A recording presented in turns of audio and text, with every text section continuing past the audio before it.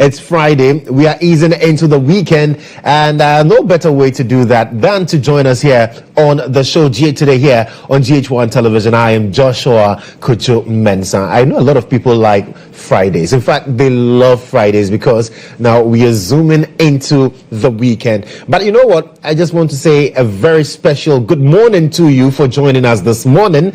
And if you're getting ready to leave home and you're worried because you're going to miss out on content, well, I've got good news for you. We're streaming live on Facebook, also live on YouTube and on X, so you can carry us along on social media. And today being a Friday, we are going to ease it. You know, we'll talk about the politics, we'll talk about the raging issues, but we'll also make sure that we have some very good music for you to enjoy your Friday. And so the show is super packed. Many thanks to Ibrahim Alhassan, lead producer for the show, and the entire production team.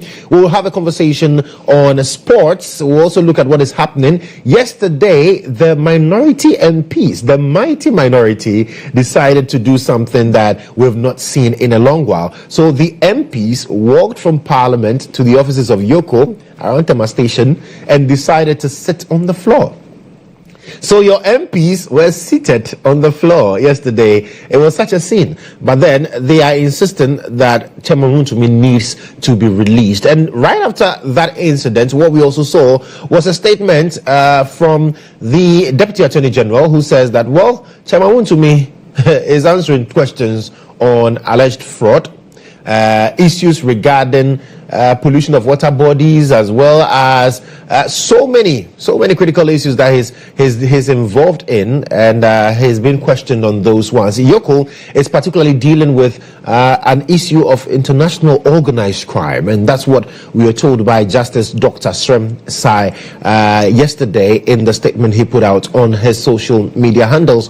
But the minority MPs says that Chairman Wontumi needs to be released because fundamentally his rights are being breached. Are those really the case? Is that really the case? Well, we've also seen and heard from other legal practitioners who believe that that's not the case. So we'll be talking about that. We'll also be looking at the CJ and matters arising. As it stands now, we are told the court, Supreme Court, the Apex Court, in a unanimous decision, has thrown out her injunction application. But now, these and many more, and the most interesting part for today for me would be the interview we have with the songbird, Jackie, later on in the show. You don't want to miss out on any of that particular content, but let's start now with the quote of the day. And the quote of the day for this morning is from Jawaharlal Nehru, who says, what we really are matters more than what people think of us. Who are you? Who do you think you are? That matters more than what people think of you. Because you see, they say that no matter how well the fowl or the chicken dances, it can never be innocent when there are hawks around. That's what it is. So people will always have their opinions of you, but what you think of yourself, who you think you are, is more important than what others think of you. And that's the quote for the morning. And in the course of the week, we've been also educating you, making sure that we improve your vocabulary. So let's take a recap of the words that we've learned this week. Here is a recap of the words we brought you this week. On Monday, we brought you one-upmanship. On Tuesday, we brought you zing. On Wednesday, we brought you swanky. And on Thursday, we brought you sage.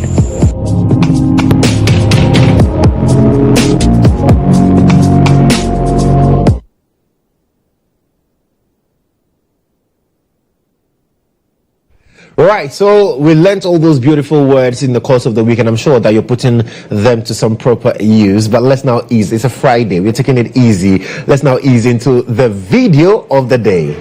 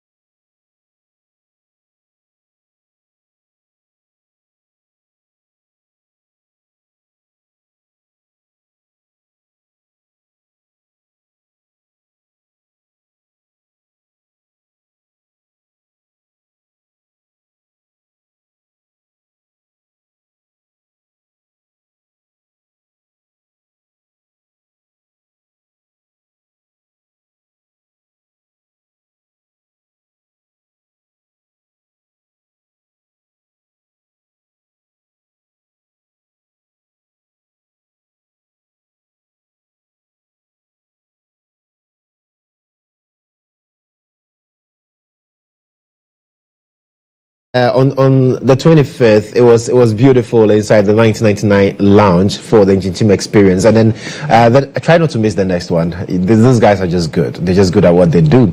Well, so it's a Friday, and with Fridays, we always hand over the microphones to you for you to let us know exactly what your thoughts are on the region issues. This week, it's opened with the CJ. Supreme Court says, you know what, the extra details that or claims she filed were not admitted. Then the entire injunction application was thrown out later by the Supreme Court in a unanimous decision. Then again, we saw the arrest of Chairman Wontumi. We understand that he went to the CID. He was done with the CID, and on his way out, he was arrested by officials from Yoko. He's been in Yoko custody since, and 50 million CD bail is what has been put on his head. As it stands now, he's not been able to really fulfill that, and so he's still in the custody, and that forced the minority MPs to, as it were, leave Parliament, go to Yoko premises and sit on the floor, demanding the release of Chairman Wontumi. So those,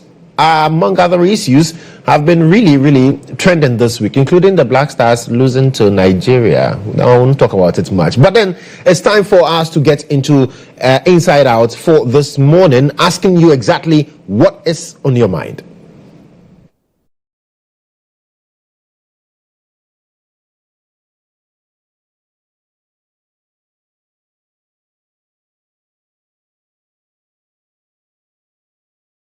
Like I said earlier, we've had a very busy week. CJ also talking about why she was not excited about the venue, which was the Osu Castle, for the Praman Committee hearing. And so she also raised fundamental issues surrounding how she's been treated badly in terms of being searched. Sometimes her rights trampled upon because she's not allowed to have a mobile phones going into that meeting, security, intimidation, among others. Those ones were also raging. And then Chairman Wontumi's issue. So last week, what we did see was that there was a near raid on his house by officials of the NIB, even though we're told that was not successful because party supporters mashed up at the house and prevented that from happening. So on Monday, he now reported himself to the CID, the police CID, and we were told that he was being investigated per the police statement that was issued in connection with pollution of water bodies, mining without license, to wit, basically being involved in illegal mining activities with his company, Akonta Mining. And so yes, that happened. Then right after that, we saw that Chairman Wontumi was also later arrested by officials of the Economic and Organized Crimes Office, Yoko.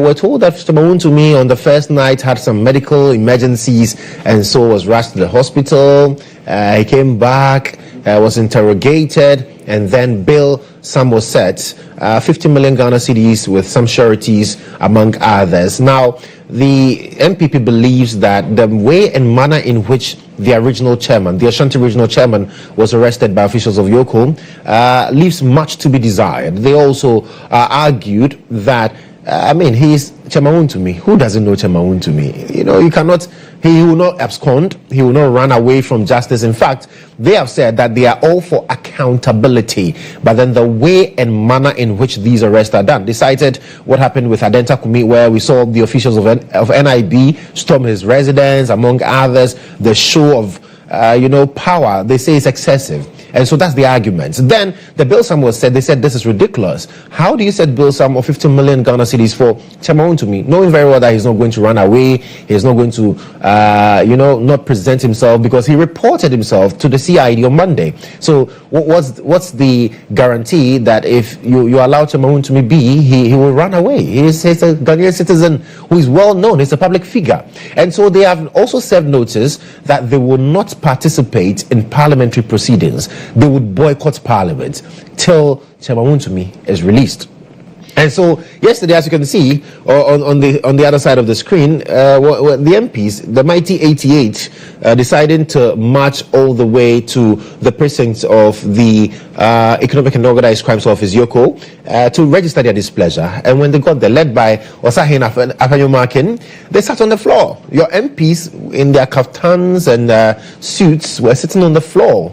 to register their displeasure about what happened in terms of the arrest of Chairman Wontumi. So I want to find out what your thoughts are on all these issues that have traversed the week. And the numbers are on your screens now. You can pick any of the phone numbers there, put in a call, and let's have a conversation on what you also think about all these raising issues. I think we have our first call on the line there. Hello there. Good morning. Your name and where you're calling from?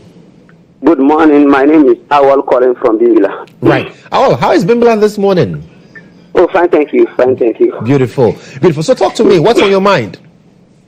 What I want to say is that the NPP shouldn't think the crimes contamined and Wontumi committed in the previous regime is going to be let go. He was treated with kid gloves under the NPP regime because he was the chairman of their strongest who. That's the Ashanti regime. So because of that, even when the Minister of Land and Natural Resources, Abuja, said that mines didn't have the needed license to operate in those forest areas. The president came out to counter that and said he did no wrong, and because of that, he was treated with kid gloves. So it's not going to be the the crimes has the crime has no expiry date. So because he committed atrocities against this country, that is sparing the forest and polluting our bodies, people are in dire situation in the hospital because of whatsoever he has done. So you shouldn't think this regime is going to treat him with kid gloves. NPP should take it or leave it. They are going to deal with all those who committed atrocities against this country in the previous regime and were let go. This regime is going to follow all of them and deal with them. So the minority can do whatsoever they want to do, but justice must prevail because nobody is above the laws of Ghana. Thank you. Thank you so much. I have another call on the line. Hello there. Good morning. Your name and where you're calling from? Good morning. My name is Michael Senyo. I'm calling from Sugako. Right. Michael, what's on your mind this morning, brother? I think Chairman Wontumi's issue. The man has committed a crime set by the state. So why is it that the NPP will not allow the state to perform their duty? Because it happened just yesterday when NPP was in power. They did the same thing to NDC people when Okwanido Ho and Co. They took him into what's the name NID cells.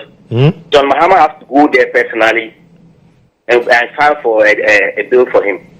So the table has changed. So they should keep quiet and suffer a little. Not that the NDC is intentionally punishing them, but the crime has been committed. So let us allow the law to take its own course. Destroying people's lands and forests, water bodies, it's not good. We are all suffering for it. And very soon our cocoa will not be, they said they will not allow our cocoa to come into the world market because of all these kind of things. So you should allow the law to take its own course. Okay. If they say you should pay. The bill of 50 million. Cedis, 500 million or whatever. It's 50 million if cedis. Not having it, is that 50 million cedis? 50 million cedis. Yes. Yes. I can tell my name is rich. He has a lot of money, so he can use some of his machine and other things to facilitate for that the bill. Right. So may the Lord be with you and continue to have a very blessed day. Thank you. Very well. Be with you also, my brother. Thank you so much for calling all the way from Sugakope. I have another caller. Hello there. Good morning. Your name and where you're calling from? Hello, good morning. My name is Etonam. I'm calling from Ho. Yo, Etonam, how is Ho this morning? Well, everyone is fine by the way. Fantastic. I'll be in Ho in June. But what's on your mind? Oh, Simeon, this is very surprising that our leaders are behaving like how our colonial masters govern us. Do you know what they did? Is it when they were taking our brothers and our fathers away, they made our fathers look like a fool by giving them tobacco and mirror for them to be happy. See, somebody that has taken money to in the name of the to construct roads and to also farm has taken the money in the name of the state, and the person is being under investigation or being is under the security and I don't even know what to say. And then our leaders are there shouting that what? I saw a video of him saying that he has 100 houses in Kumasi and other things. So when you mark him, like, what are our leaders taking us for, senior? This is very surprising. This is very, very appalling that our leaders, look at them, they are even sitting on the floor. Saying what? Is this what we voted them for? See, you could be an opposition, but some of the things, see, me, I'm saying that those sitting on the floor, those that are finding their faces on the floor, if you see, look at their faces, if you see them, all of them, they are under fire. All of them, we are coming. The government should go after them. Any of the former government appointees that has taken money, which has not executed this work or has frauded the government, should go under investigation. If probably be jailed, so that our leaders know that. See, those youths looking at them, you see that the youths are not chanting with them. They are seeing them like fools. Yes. They are just looking at them. They should continue what they want to do. The time will catch up with all of them. God bless them. Right, thank you, my brother. Thank you so much for calling. I know emotions are high, but let's keep the conversation very decorous on the show. The numbers are on your screen, so you can just pick any of those numbers. Put in the call. Let us know exactly what is on your mind as well regarding these issues that have taken center stage during the course of the week. So you can see on your screen what happened when the minority MPs marched to Yoko, and they were very adamant. They said they would not even drive; they would walk to register your displeasure. I have another caller on the line. Hello there, good morning. Your name and where you're calling from. Hello, good morning. Good morning, my brother. Your name and where you're calling from, please. My name is Daniel, but I hope you speak P. Okay. Other friends don't let me can appear. Mate. And Chairman on them. Mama, I'm not a moon to number one. Young here is the very name gun house and part. And go through Chairman to gun her. Go through when you heart attack of gun her. Chairman to guarantee. Oh, yeah. I still mind on father. I find you matter to for one or two channel. Chairman, you should get a California because the ocean way over there, Ghana. Over Ghana, Kulas. Can I say? A very broken her. Yes, but you need evidence of a kubia and can't say what could what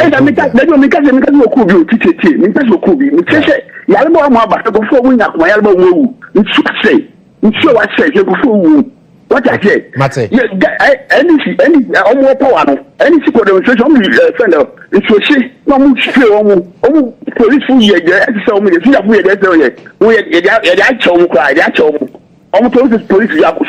attack Oma. Right. Police attack Oma. Masa, we get a question on I'm got away. I'm going to cry. They are stupid. Oh, no, man, Minya. Abutre. Minim say we go food here, but one say we TV. A man for suit you nti na kasa no. Aha, ye dey anu afa nkaka. Yes, we need to keep the conversation very decorous here. I know that emotions raging, but please let's keep the conversations very decorous. This is TV. Hello there, good morning. Your name and where you're calling from? Yeah, good morning. My name is Alhassan. Right, calling from Mankargo in the North Gonja district. Right. So what's on your mind this morning? Seriously, this morning I'm confused. Seeing our leaders on the floor, it's like they get no try in their faces, defending the wrong.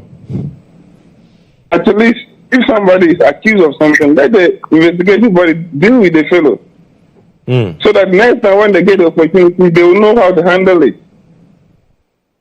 Because he Afano matching there. He likes moral things, at least. So they should forget about them and do the necessary things about Chairman Wontumi. It should be dealt with seriously. Right. Yeah. So thank you. Okay, thank you so much for also calling from Mankarigu. I think we have another caller on the line. Hello there, good morning. Your name and where you're calling from? Morning, boss. Good morning. The only problem we have in this country is that those people that you are seeing them, it seems they don't know whatever they are doing, because the only fact is that the person has been called for interrogations. the law. So they should allow the law to take its place. If it is true that they have all the records that Wontumi has desecrated their land and the whole thing, just like the law is there, it should be ruled out. But see all these kind of opposition leaders lining up on the street all just like that. Let me tell you something. That back years back, something happened in Nigeria concerning this issue, this same issue about that. Let me tell you something. The government in there was the military government, and they released guns, and the people who were protesting against that person who has caused financial loss to the country. So whatever they are doing does not show up to the state that if the government would try to, to consider such person, because the person, proud to whatever all the investigation that the Deputy Attorney General has given out, no matter what it means, the person has caused financial loss to the state. So they should allow the law to rule, or the instruction of the company, of the state to rule. And that is the only thing. So right. I'm not expecting the minority leaders to be on the street, parading here and there, to know that the state won't gather money, stating that he has a lot of money. So upon all the houses being left here and there, he should show them and pay up whatever his bill will be. Because he caused the whole problem by himself. And that's not the whole thing it is. Right. So now I'm telling you, it's not coming Nkrumah then that we were suffering here and there. Now we've learned a lot. So whatever they need to do is, I'm not sure these MPP people will rather come into power, pay whatever they are doing. Because whatever they are doing does not even show up the respect, because that means they always support corruption. That's not the way it is, my brother. Okay. God bless you. God bless you too. Do have a wonderful weekend. Wow. So thoughts are quite in one direction this morning. If you also disagree with all that you've heard from the various callers, you can also put in the call. Let me know your dissenting opinion on the matters raging. Hello there. Good morning. Your name and where you're calling from? Good morning. My name is Koku, calling from Sound, but I want to speak to you. All right, Koku. Yanko. Mpacho. You say Ghana need you finance say eko. Musi dollar above from. Mufasa dollar na above from ni adwuma ni ehu. Chairman Wontumi na o mota ta na de ade no. You say me uta NDC for no many bre escafo Ghana. Sana roll the tata escafo am mo na adwane fi Ghana ma. Eche Ghana be tan. That is it is Chairman Wontumi no odin sa o ma o ba den sunu kure so asai. Den sunu mu asai. Rojo. It's in the media, the only Mintiasi, or Munya no Mumpe, the property no Munye. So, if there is $1 for Munka fertilizer and farm milk, for. And in case the dollar no could resist, Yanya, you may know the Munya. The Roman no Munka Cramran tent, maybe dollar bet you not are easy. Satani, no matter that. That's in my. Quick, into what's right, and yet they hear you own. Can you hear you? I will try the Enfa Kukudia metuni table. So I know you do a lot to animal from morning to about 1 a.m. no musola is 2 a.m. No me unya or the baby organa. We cry the unya kola me chama Wontumi. But almost say he's caused financial loss to the state, polluting water bodies, and then being a part of international organized crime. Ashawan, China for Mutu good wo. In fact, uncle be more you wo mono. Enya kwale mu.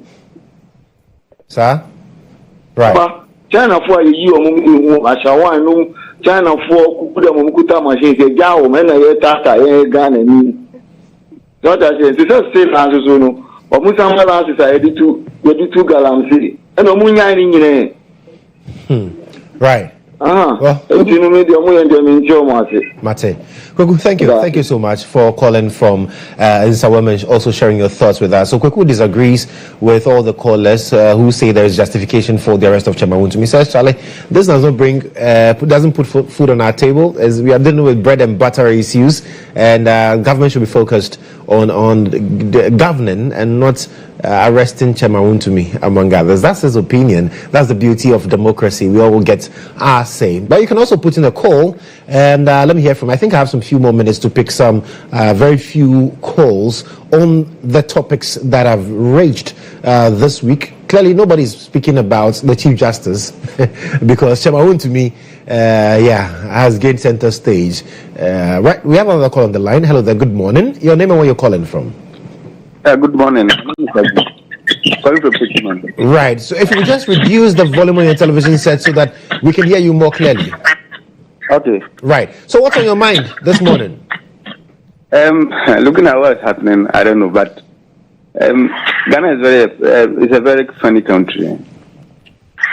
Because, like, Charlie, we are not serious. Look at what the minority, is a micro minority or whatever. Look at what they are doing. Someone has committed a crime. It's been so sitting there. Okay, let them continue sitting there today too, and then not going to find the bail conditions helping the guy to get out. Let them go and sit there today too. He will rot in jail. He will rot in jail. That's what I have for you. Right. Well, thank you. Thank you so much for also joining us. We have another call on the line. Hello there. Good morning. Your name and where you're calling from? I'm Richard Ohene. I'm calling from Tema. Right. I want to speak to you so that my people want today, my people want to fire in tree. Richard, Youngkwe. But you see, Afeno Martin, he is a totality too. That man, see, I suspect him. We suspect him. Afeno Martin, Afeno Martin, what you Ghana for? I say, you know, I want to find a person. Because social senior, kill beer, Afeno Martin, yes, we kill beer on your sheet. Yes, on your sheet, for family. You be done at them, or mine now, or how mine. You be so at them. Then they buy the who's in it. I do and I do for one, then I did nearby. Soon. It is a kill beer for no market, but you be sending for another one per se that you piano. Mr. Spetter for no market, what I rarely of Ghana, the day on him who be found. I no market, Mr. Spetter, into no corner commercial. I'm going to say, I'll be happy. No, we can something I'll be happy or some of it. Right. Richard, Medasibi Brace also want to be fair, and we'll pick a final caller, and then we'll have to look at other issues. Hello there, good morning. Your name and where you're calling from? Good morning. Good morning. From okay, so what's on your mind? Mesemu nia penifo yi sebe amochicha mawutu be kese galemse no egu Ghana hana because obalambala masa oni po every na west every day na tibia sekabite pian na chuko bush obalambala even from Ezema to Banso Road, from Ezema to Sipa Junction asa ofawa isi amko be kwewe adane atase Okwa kangwa excavate kwa no pe ne omutu galamse nti sie ya mo system Wontumi our politics you why we di policy no sie na galamse no mo jare so omoye right nti odi sie manya mline dia every evidence ya I will send to you omutu mo hu ne ekoso wa mate minia Medasi Bebre calling all the way from Elembele, where he says Galamsey is still rife in that area, so the arrest of Chairman Wontumi really has not stopped illegal mining. But thank you so much for calling and sharing your thoughts on the show this morning. I appreciate you so much. Keep doing the watching because we've got so much more for you here on the show. But that's how we wrap up Inside Out this morning.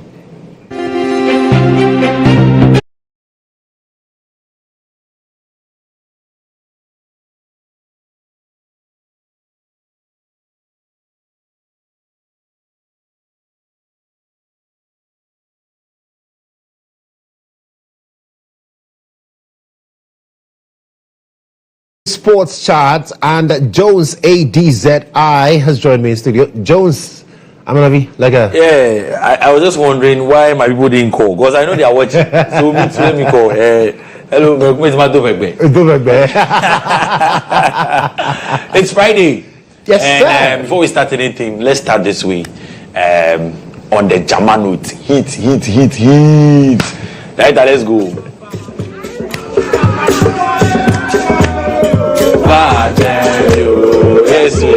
Yes,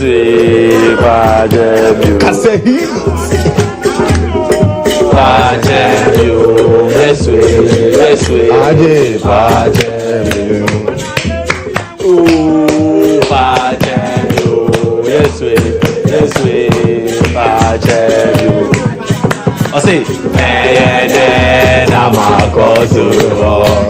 Adeswa, Beto Beswa, Adeswa, Aumeja, Somimoda.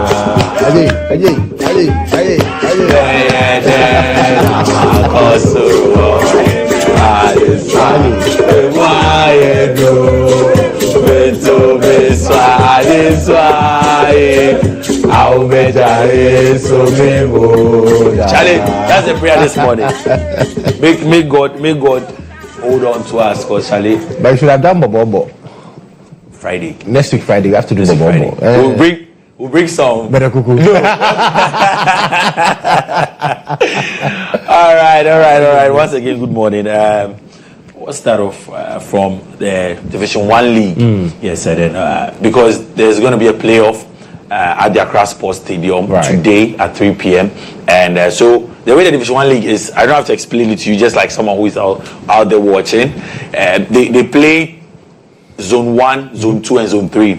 Now, because Zone 1 is in the north, they've been put into 2 other sub-zones. Okay. So today, Zone 1A, the winner of Zone 1A and Zone 1B will be meeting at the Accra Sports Stadium. The winner will qualify to the Ghana Premier League. You understand? Yes. So that game will be between Techiman 11 Wonders and Real Tamale United today at 3 p.m. And of course, referee Salome Albles from Ho. He's going to be here. So Ho, I'm stressing on it. Good morning to my people. They're watching right now in Ho. So that game at the Accra Sports Stadium. Come, 50 cities. 50 cities there. Come and let's watch some good football. Now let's get to the weekend Division 1 fixtures. Yes, the fixtures in the Zone 3 because Kotoku Royals are going to take on Kufrida Sempefai, and we'll see Interlights taking on King's Palace, and then FC Nania face Golden Cake. So these games will be on Saturday, and then of course I'll be at the University of Ghana Stadium to watch that game between Interlights and King's Palace at 3 p.m. Then on Sunday, Great Olympics would host league leaders Hokwe United, and then of course Hokwe United will get crowned hopefully tomorrow at the Teshi Magdan Ashotef, and we'll see Hokwe United face Rainmasters, Port City take on Home Stars, and then Akachi All Stars play at Tram de Visa. True Democracy will take on Nagod FC in there. So there you have some of the games in the Division 1 League. Let's get to the Ghana Premier League. It is getting interesting because Nations FC are going to travel to Basake Holy Stars, and they will be hoping to get all 3 points and then settle matters hopefully before Bekum Chelsea and then Gold Stars play. If Gold Stars drop points and if Kotoko drop points, then Nations FC can win this weekend. But Accra Lions would face Dreams FC, and then we'll see Kotoko take on Midiama, Pasake Nations, Bekum Chelsea, Gold Stars, Bando Hearts of Lions would be at the Lions Den in Bando and take on Bechim United. Karela United face Young Apostles. Legon Cities play Accra Hearts of Oak. We know that the Shotramaya are already out of the league, so 3 points, 3 Fala points for Vision FC, and then Samatex play Adriana Stars there. So all these games will be on Sunday at 3 p.m. Let's do UEFA Champions League. Yes, it is going to happen. The final will be happening tomorrow at exactly 7 p.m. And for the first time, these two teams will meet. They've met in club friendlies, but are yet to meet for a proper purpose. So just like the Unity Cup, we played Ghana, Nigeria. That's why we even gave that. Hey, behave yourself. Oh, it was just a friendly. You lost. But when it mattered, we beat them.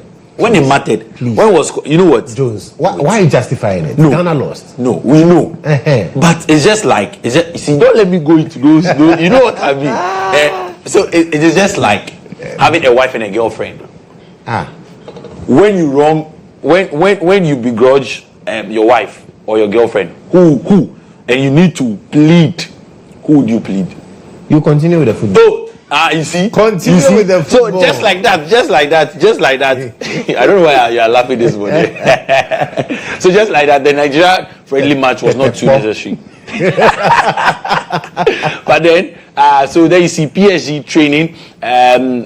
Calm game. It should be they've had camp trainings, but then it should be a fierce game, I must say, on Saturday at 7 p.m. So live commentary on Kasapa 102.5 FM. Hopefully, we'll do something for you on Star 103.5 as well. So for the first time, PSG and Inter Milan would be meeting in the UEFA Champions League, and then it would be the final there in Germany. Don't forget that anytime a first timer gets to Bayern or Munich to play the Champions League final, they get to win. So maybe luck would be in favor of PSG because they are yet to win the Champions League, and then history might be in their favor. So anytime a new or a first timer goes to the final in Munich, they get to win the Champions League, and the PSG are yet to win. So let's see how it goes tomorrow at 7 p.m. Let's end off with the NBA playoffs because the New York Knicks have forced Game 6. Oh, everyone thought it was going to be a walkover for the Indiana Pacers, but then the New York Knicks, brilliant work coming in from Bruce in there, making sure that they force a Game 6. So it is now tied 3-2, and then tomorrow we'll see if it goes to 3-3, then trust me, Game 7 would be epic. And then let's finally end off with the Star Sports Digest, because on Monday we have the Star Sports Digest on Star 103.5. Let's watch this video.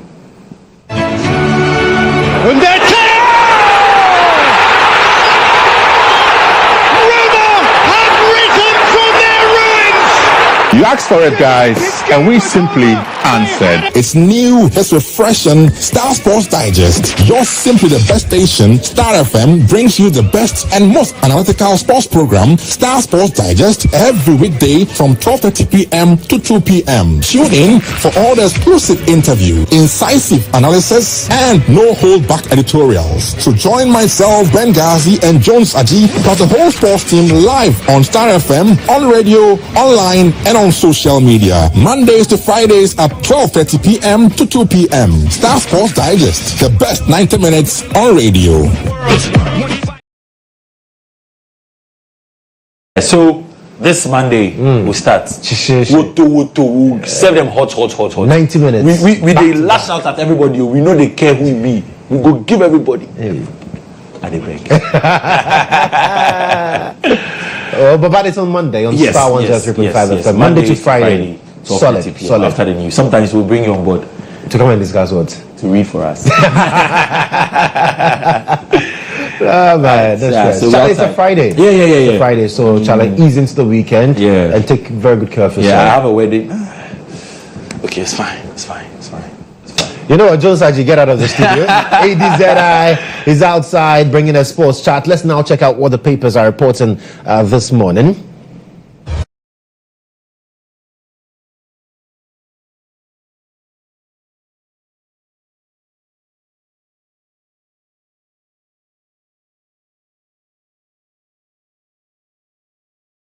And the Daily Graphic this morning says improving early childhood education ministry signs $118 million pact. There is also Mahama's 120-day social contract resounding success, according to Valerie Sawyer. And then time for conversation on gaming addiction, Dr. Ajiman Rollins says. And that's all captured on the front page of the Daily Graphic.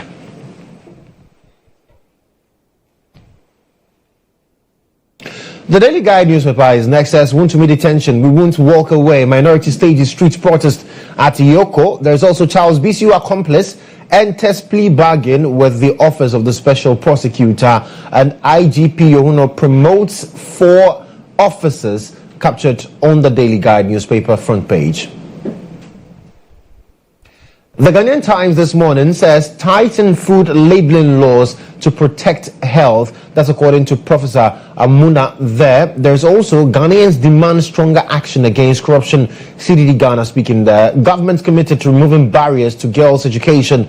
Vice President Professor Nana Jane Opoku Ajiman is speaking on the front page of the Ghanaian Times.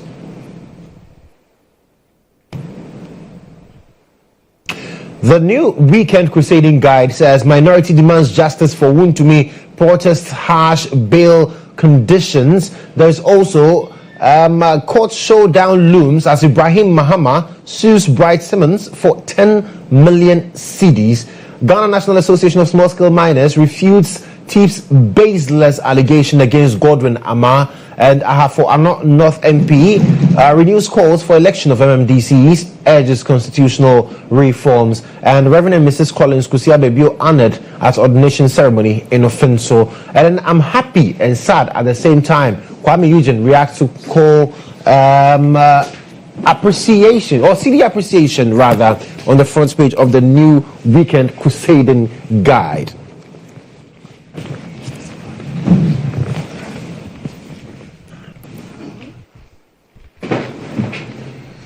So the Daily Searchlight this morning says constitutional review, reduce powers of the president, don't grant more terms, Ghanaians to CDD, and there's also illegal mining threatens agriculture in Trifo, Basa, residents crying out. Minority MPs besiege Yoko in daring sit-down protest, demand Wontumi's release. That's captured there on the front page of the Daily Searchlight newspaper this morning. The Chronicle says closure and reopening of Ghana's U.S. embassy is a shame.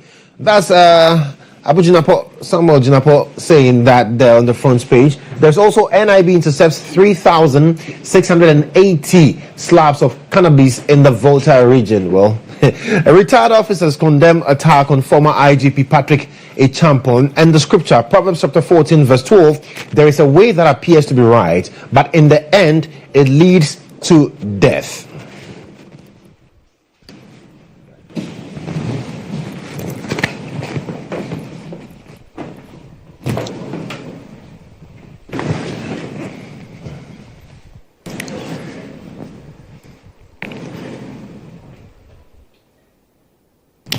Right, so that's what the papers are reporting. You can get a copy on the newsstand to be able to get further details.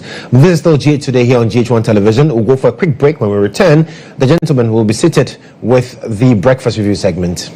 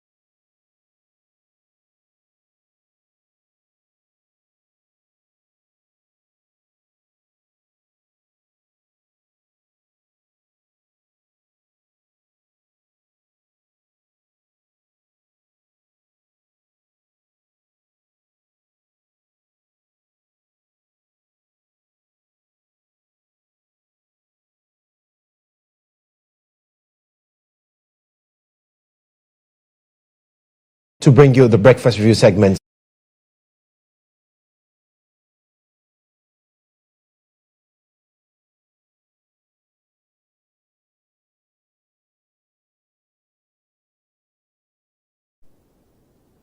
All right, so like we do every Friday, we assemble top journalists in the country, have a conversation with them on the issues that have traveled the course of the week. And like I said earlier, this week we saw the CJ's issue, then came Chairman Wontumi's arrest that has garnered a lot of public reaction, among others. And to help us have this discussion this morning, I have Elvis Darko. He's the managing editor of the new Centa newspaper. Also, Awudu Mahama. He is managing editor of the Custodian newspaper, and Ibrahim Alhassan, who is head of political desk here at EIB Network, my very own boss. Gentlemen, good morning. Good morning. It's a Friday. Elvis, how are you doing? How's the week been for you? Oh, I'm good, and typical of a new government in office. For the first year, you have a lot of news. Content. A lot of content to come because a lot of actions will be taken. Generate news. So basically, for now, I think journalists at this moment, you can afford to be lazy.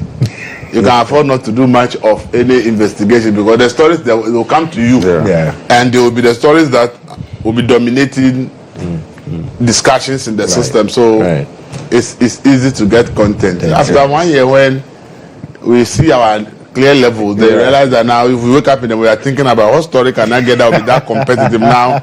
All the issues that will fly, all the corruption allegations, all they all are obeying the system, and everybody knows about it. It's no longer news.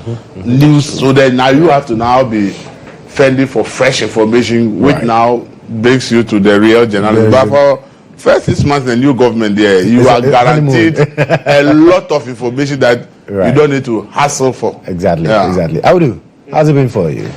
Managing. As a journalist, what do we have to do? Just write news. Get news and publish. And as Elvis said, we have a lot. Sometimes you get so much that you don't even know which one will go. But you are spoiled for choice. And so but things are not.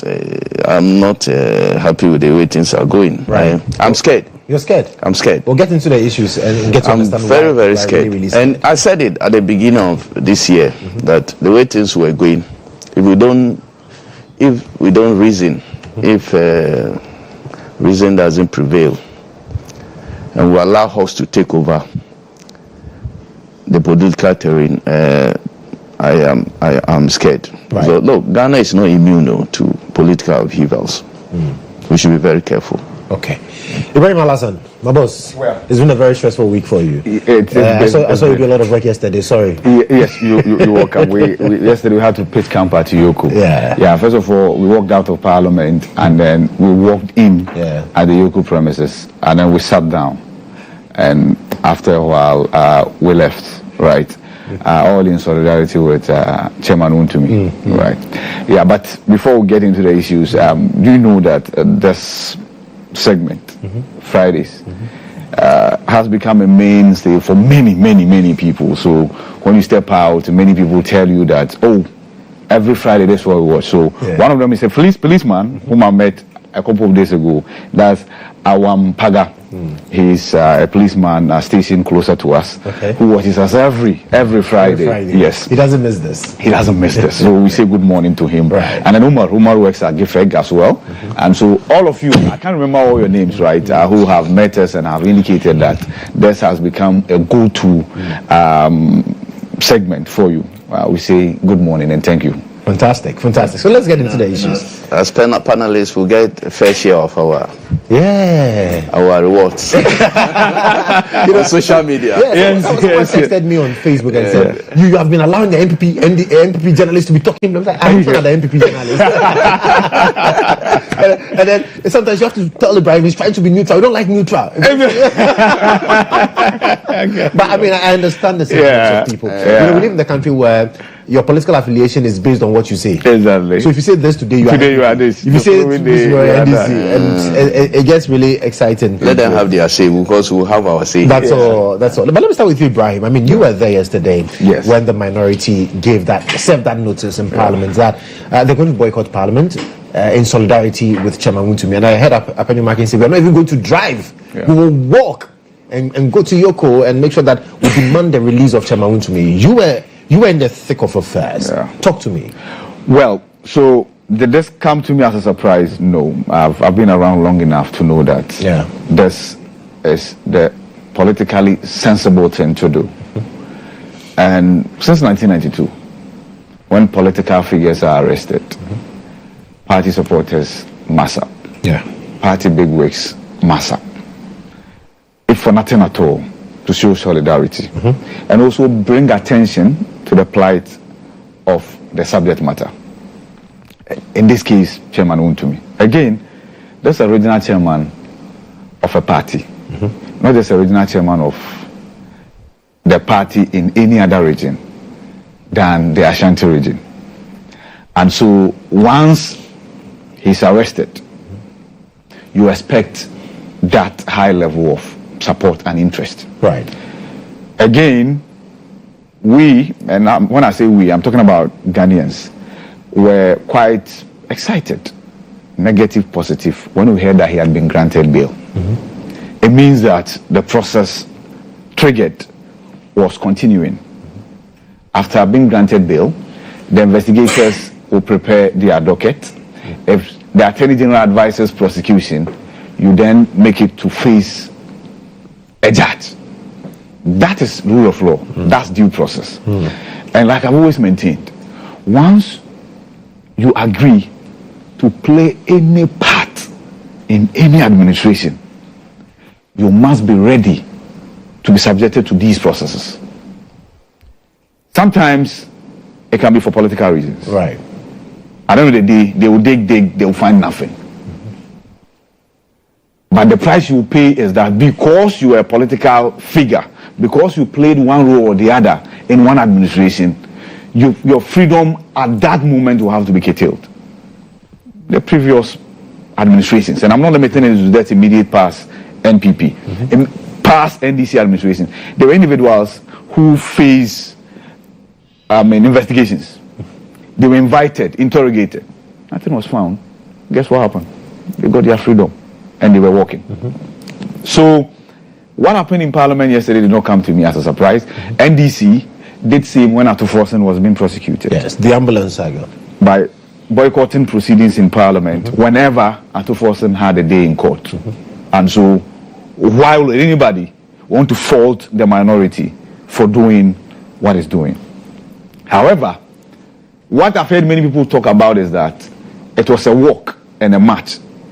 But somebody could read meanings to mean that it's a protest. And if it's a protest, then according to the Public Order Act, the police should have been notified. Fortunately, nothing untoward happened, right? They were there. They were not allowed access to the premises of Yoko because the information was that the Director General for Yoko, Raymond Acha, was not present. Again, Chairman Wontumi was not at that material moment being held at that premises. So they could not be allowed access to the inner perimeter of the premises of Yoko. Nonetheless, they pitched camp at the main entrance. I spoke to many of them who registered their displeasure specifically with the bail conditions. The 50 million? The 50 million. And then all the... Yes, the sureties. And I've heard many people say that, but Chairman Wontumi is supposed to be rich. Okay, you can't post bail for yourself when you are in custody. So, granted that Chairman Wontumi is rich, right? At this material point in time that he's been held, he's unable to produce the document that will bear, the properties bear, that will amount to the 50 million. Again, you can understand why some people might be hesitant in producing documents of their properties to the tune of 50 million. Because guess what? Those properties could be subject of investigations as well. And I tell you this, that if you avail yourself and stand as surety and provide document, chances are Yoko want to dig into the ownership of those properties. So you can understand the hesitancy. I found out from the members of parliament who were lawyers, Jerry Ahmed, John Darko, including Henry Nanabuati, who was there, as to whether going to the court is not an option. And I was told that yes, his lawyers were preparing to go to court, But that's a delayed option, right? I remember Jerry saying that. Exactly. That's a delayed option. It could actually, they could go to God today, but then the processes will not be exhausted today, which means that Chairman will have to be in until next week, right? And so the immediate option is to appeal to the powers that be. First of all, for Yoko to vary the conditions of the bail, so it could easily be met for Chairman Wontumi to secure his freedom. I would not condone any high-handedness from any state agency because we condemned it in the past. And as a matter of principle, we will not sit here and say that we are praising any state agency that undertakes any activity that we deem to be high-handed. But I remember Adujenfi's bail conditions. Right. Attachment went to court. It was varied. So I will push that if they could not do that yesterday, they should do that today. So the option will not just be about appealing to the powers that be. Because Yoko will tell you that they are working within their right. They have set out a bail condition, 50 million Ghana cedis, with surety. To them, that is it. What can be done can only be done at the court. So, if the process have not been filed already, I think today is the time for the processes to be filed, for a judge to hear Iyoko's justification, hear from the lawyers of Wontumi, and I'm very sure that the judge will vary this. So, therefore, Wontumi can then get his freedom. The minority continues to boycott proceedings. So today I won't be surprised if the minority members led by Osahene Alexander Kwame Afenyomarkin, the minority leader, go back to the premises of Iyoko, because per the announcement yesterday on the floor of Parliament, the minority will not have anything to do with proceedings of Parliament until, according to Alexander Kwame Afenyomarkin, Osahene, which will mean that the right things are done. Like I said, NDC will have done the same thing. The politicians will always stand up for one of their own. I spoke to Dr. Yaweduchum. I didn't even know that Wontumi is his constituent. And I'm talking about immediate past education minister. Who mentioned that, he's there because it is his constituent that has been locked up in the Yoko custody. And so he's there to impress upon the powers that be to do the needful. So it's understandable. And I understand. I don't fault anybody. And I'm not sure any Ghanaians should fault the minority MPs for doing what they are doing. See, it's not just law, it's politics, it's governance. And in politics, the optics matter. I don't know whether we'll return to talk about Ramsar and then what he said. We'll talk about what he put out yesterday, because then there were calls and then we saw that. But let me pick Awudu's thoughts on, is this why you are scared? Why you say you are afraid? Oh, many things. Many things. If you want me to start with why I'm scared. Look, I think that Ghana, this country went into an election and NDC and President Mahama had overwhelming endorsement of the Ghanaian people. And now we have thought that Ghanaians wanted a certain change because NDC promised the reset of this country, to reset things. My understanding of reset is that you are starting things afresh, and that anything that was perceived or seen to be bad, you want to correct it and make it good. Now, to my mind, that is not what is happening.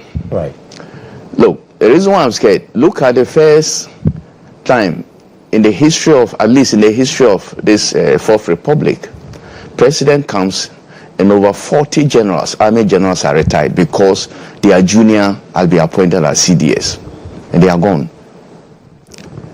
We have invasion of properties of citizens, Ghanaian citizens, by state actors.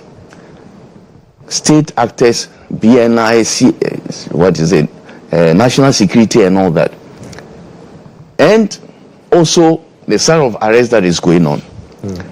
When you say, they say, but it happened to this minister for works, energy, his house. It happened to minister for justice, deputy minister, attorney general, deputy attorney general, then current attorney general. And I say, but we say that all these things happen, and you say that you are resetting. My thinking is that we are changing things, and therefore these kind of things should not recur.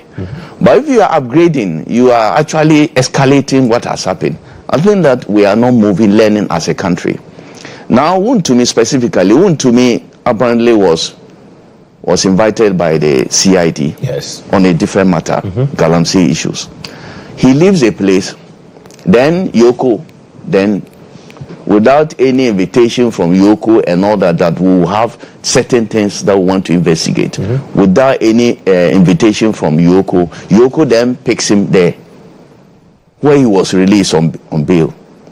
Then they take him to their head office, and the man is under investigation for, we didn't know.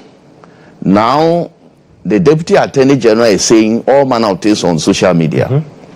And I am worried because it appears to me this Attorney General's department and the minister himself and his deputy appear to be prosecuting their cases in the media. If you look at what happened to Ibrahim, all over the place, the man is already convicted, plea bargaining, he's asking for plea bargaining. His lawyer is saying that we have asked for no such thing.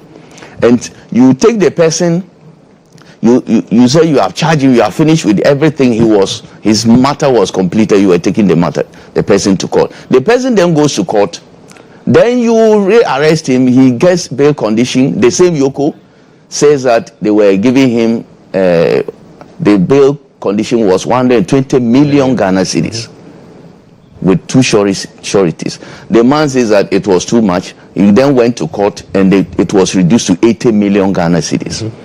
Now the 80 million that they apparently met the bail condition, the man is supposed to be released. Then you arrest a person and put him in cells that, how do you call it? Who you say you have finished with the investigation. Potential witnesses will be tampered with. The man will be talking to the potential witnesses. I say, goodness. If the man, it presupposes that your suspect or your accused person knows the witnesses, and if you allow him to walk free, he will talk to them. This is somebody who was in the cells. Yoko says he was able to issue a damning letter. What's the guarantee that in those cells you will not be able to talk to the witnesses? Then you come to Wontumi again. Now Wontumi is taken to how do you call it? Yoko and of this CID. No, we have moved from. CID has released him. It's a different matter. Then Yoko picks him up. Then they take him there. Then where is the whereabouts, as we said right now? I think the minority that is demonstration is not, members do not even know where he is.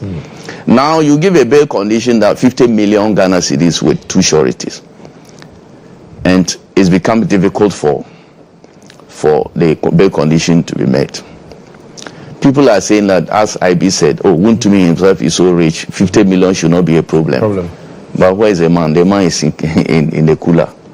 How is he going to provide those things for himself?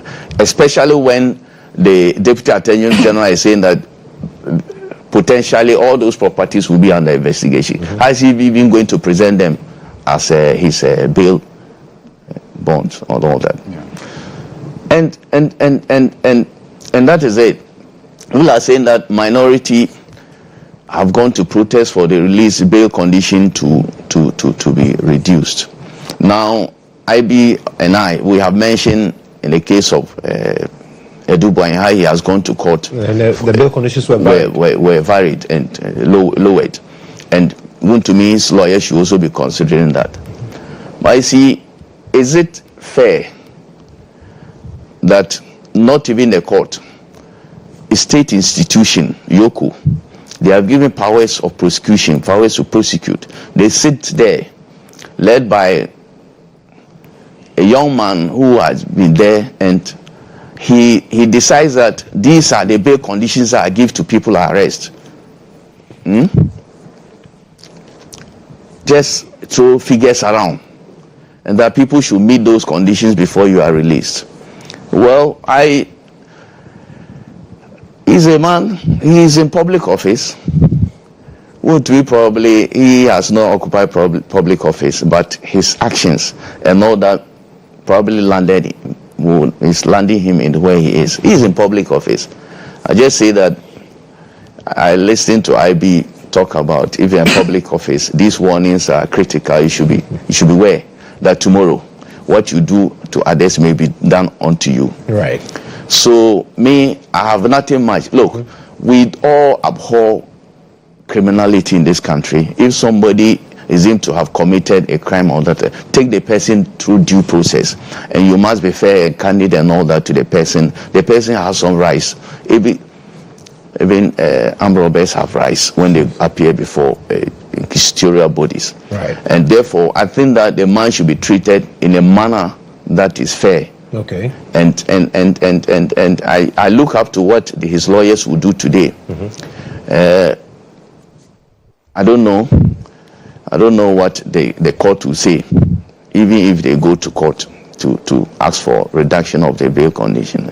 So we are waiting. We'll wait and see. We'll see what the minority will also do. Right. As for boycotting parliament, as IB said, it's something that happens all the time when people in opposition, one of their own is taken to court or is being incarcerated. That's what they do.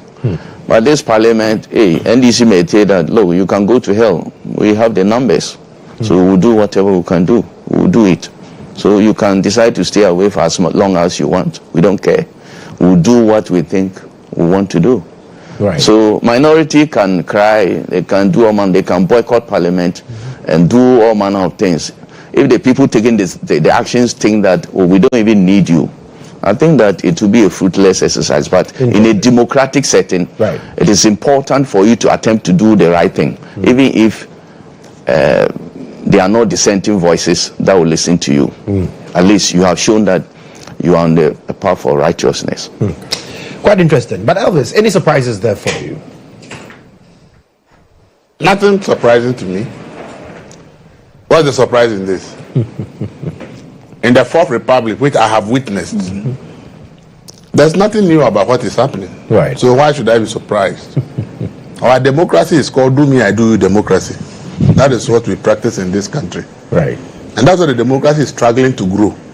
It's not that democracy is a bad government system, but the people we put in charge, instead of them advancing democracy, they do things in their own interests. Yeah. They take advantage of whatever is there to do things to please themselves and their supporters. And that is why our democracy is struggling to grow. A democracy has to grow when people say, it doesn't matter who is involved, let's be fair in the application of everything.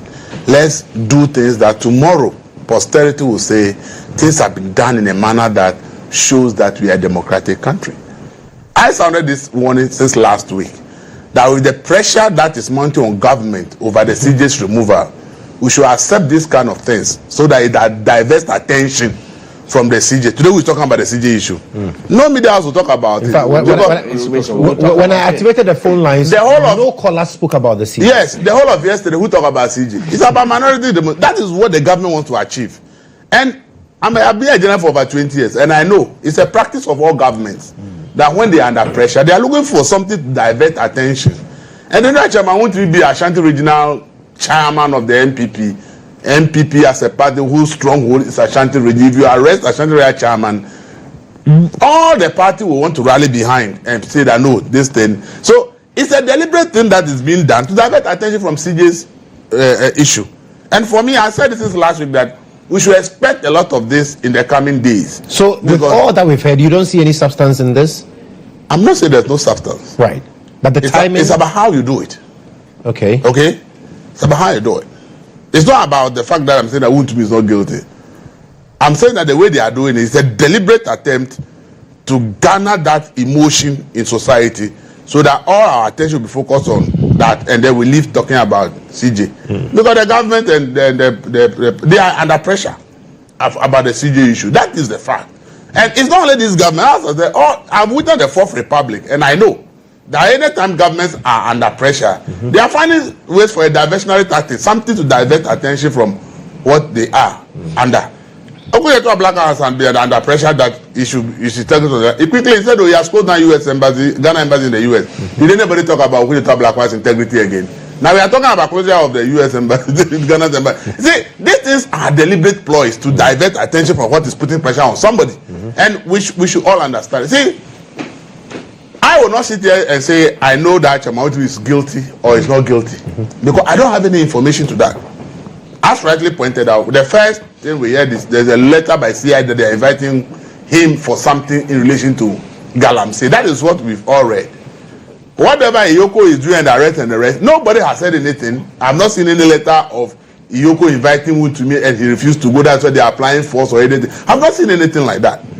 So if you ask me what are the charges against Wontumi or allegations against him, I don't know. Because I've not seen anything. Now you know. But the Deputy Attorney General has now. What he said is just a convolution of issues.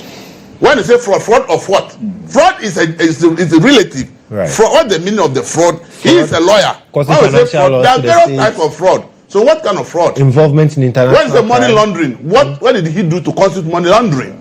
So you cannot just tell you are demanding the specifics. But if I want to analyze an issue and I don't have the specifics, how do I analyze the issue? Okay, if you say fraud, what fraud did he commit? So if I'm going to discuss that, they say to me is being arrested for fraud. What did he do that constitutes fraud? What did he do that constitutes fraud? Money laundering. Because if you said, I saw some letter that he took a contract from Cocoa Board, what about the contract that is fraud? I don't know. Only you see a letter on social media that, Cocoa Board awarded him a contract to do something. You see somebody posting somewhere that, he took some loan from Ghana Exim Bank. Is it a crime to take a loan? Is taking a loan by itself a crime? No. And if you take a loan and you default on your loan, if you have not done anything that can be deemed as criminal, it's not a criminal issue, it's a civil issue. Then the court's supposed to take you to court and sue you and collect their money. Unless something has happened around the loan that is criminal. And I don't know anything that they've said about the loan that is criminal. So if you are asking whatever is happening to Chairman Wontumi, I cannot sit here to do any proper analysis because I don't really have the issues. They told us, they say he did this, he did that, he did that, he did that. So if you are discussing it, you can raise certain questions, you can do some analysis, but in the Wontumi case, no. You can say that. So sometimes money laundering, do you know what is called money laundering? You can even sit in Ghana here and give money to somebody not outside Ghana, it is money laundering. It's money laundering. I have worked with FIC and I know how FIC tracks money laundering. I know how what FIC calls money laundering. It doesn't mean that I have to even cross the borders of Ghana. Okay? It doesn't mean I have to cross the borders of Ghana. So there are a lot of things that they just put a convoluted issue in the system. When instead of them putting the specific, because you see, it's the details that will tell you that if the person did this, then maybe the action being taken against him is right. Right. See, I've said it in this country, it's because it's a diversionary tactics.